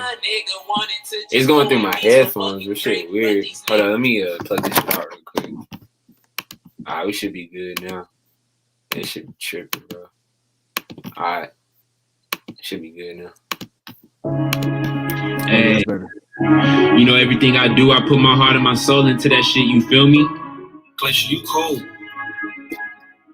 Young biz, man, I get it how I live. Why nigga wanted to just go and be so fucking great, but these niggas on my side, they was just out here trying to hate. Man, they know they see I got a big ass plate, and I try to give them cake, but these niggas only know how to be fed. That's okay. Yeah, them dudes better just go and fucking pray that I do not make it out this situation for today, cause I know these people out here, they just trying to kill me. Devil want my fucking soul, but he forgot that I'm about to be saved. Yeah, you know that I'ma go ahead and be saved. That nigga really trying to go ahead and just pray. They be praying on my downfall. This ain't 2K, this is real fucking life today. Why these fucking niggas, they be talking about me on the low? Why these niggas wanna go and sell me that they is my bro? Why these pussy asses talking all this other bullshit? They don't know I might just go ahead and load a I'ma chill though. I'ma chill though, cause I'm not a young buck who is out here trying to kill though. But I know some homies who can't really keep it real though. Niggas, they be talking on the phone, but they can't tell you how they feel though. All you niggas gotta go, yeah, you niggas gotta go. Why the fuck you hear your boy, you gotta go. Dudes be acting like some fucking hoes, vouch to be a fucking bros, but I burst they bubble cause they know they couldn't be this cold. Man, I tried to give your ass the game, but all y'all talking shit, y'all should go take a walk of shame. Because they know the blue man about to be the king, and I never did this shit for fame. I just did this shit to save all you niggas from turning into a lame. But you niggas, you just think this shit is a fucking game. You niggas look insane, letting your hoe go get trained. And I think to myself like, man, this is a fucking shame. Yeah, I said that's just what's on my brain. I tell you, brothers, I'ma go and need a walking cane, cause sometimes these brothers stressing me. They tell me just to stay all in my lane, cause they know that I'm gonna be the king. Yeah, I know that I'm gonna be the king. Yeah, this is a freestyle, just in case you haters thought I couldn't do it though. Yeah, you know, man, a nigga feeling super cold, but I gotta stay humble, like I stay hungry. Bitches see me coming through, I'm bringing them the munchies. Yeah, they watch me go and get the weed, get the tree. Man, I go and get the green. Man, I do it for the motherfucking cream. Yeah, I do it for my lost fucking kings. I ain't talking Martin Luther, cause that nigga sold y'all dreams. You don't really know what that brother was out here trying to scheme. It's okay though, cause that topic the elect can only see. Man, I got this God flow inside of me. They wonder who I'm talking about, the Most High, he guiding me. Yeah, you know I gotta go and get it. Ain't no stopping me. Boy, it ain't no topping me. They could never stop me cause I'm just so fucking locked in. Yeah, I'm locked in. Man, I cannot go sin. Even though I really want these women. Beat just stopped, I keep on going. Let that shit just overflow. Man, I gotta tell you why you niggas acting like some hoes. You not my bro, but you wanna be my foe. Yeah, boy, come and fucking get me cause I ain't never lost one. I just tell you niggas, I just do it for the lost sons. All a part of Most High's plan. Yeah, we got one. Hey, man, I love y'all boys, man. We gonna be on here next week, man. Y'all be easy.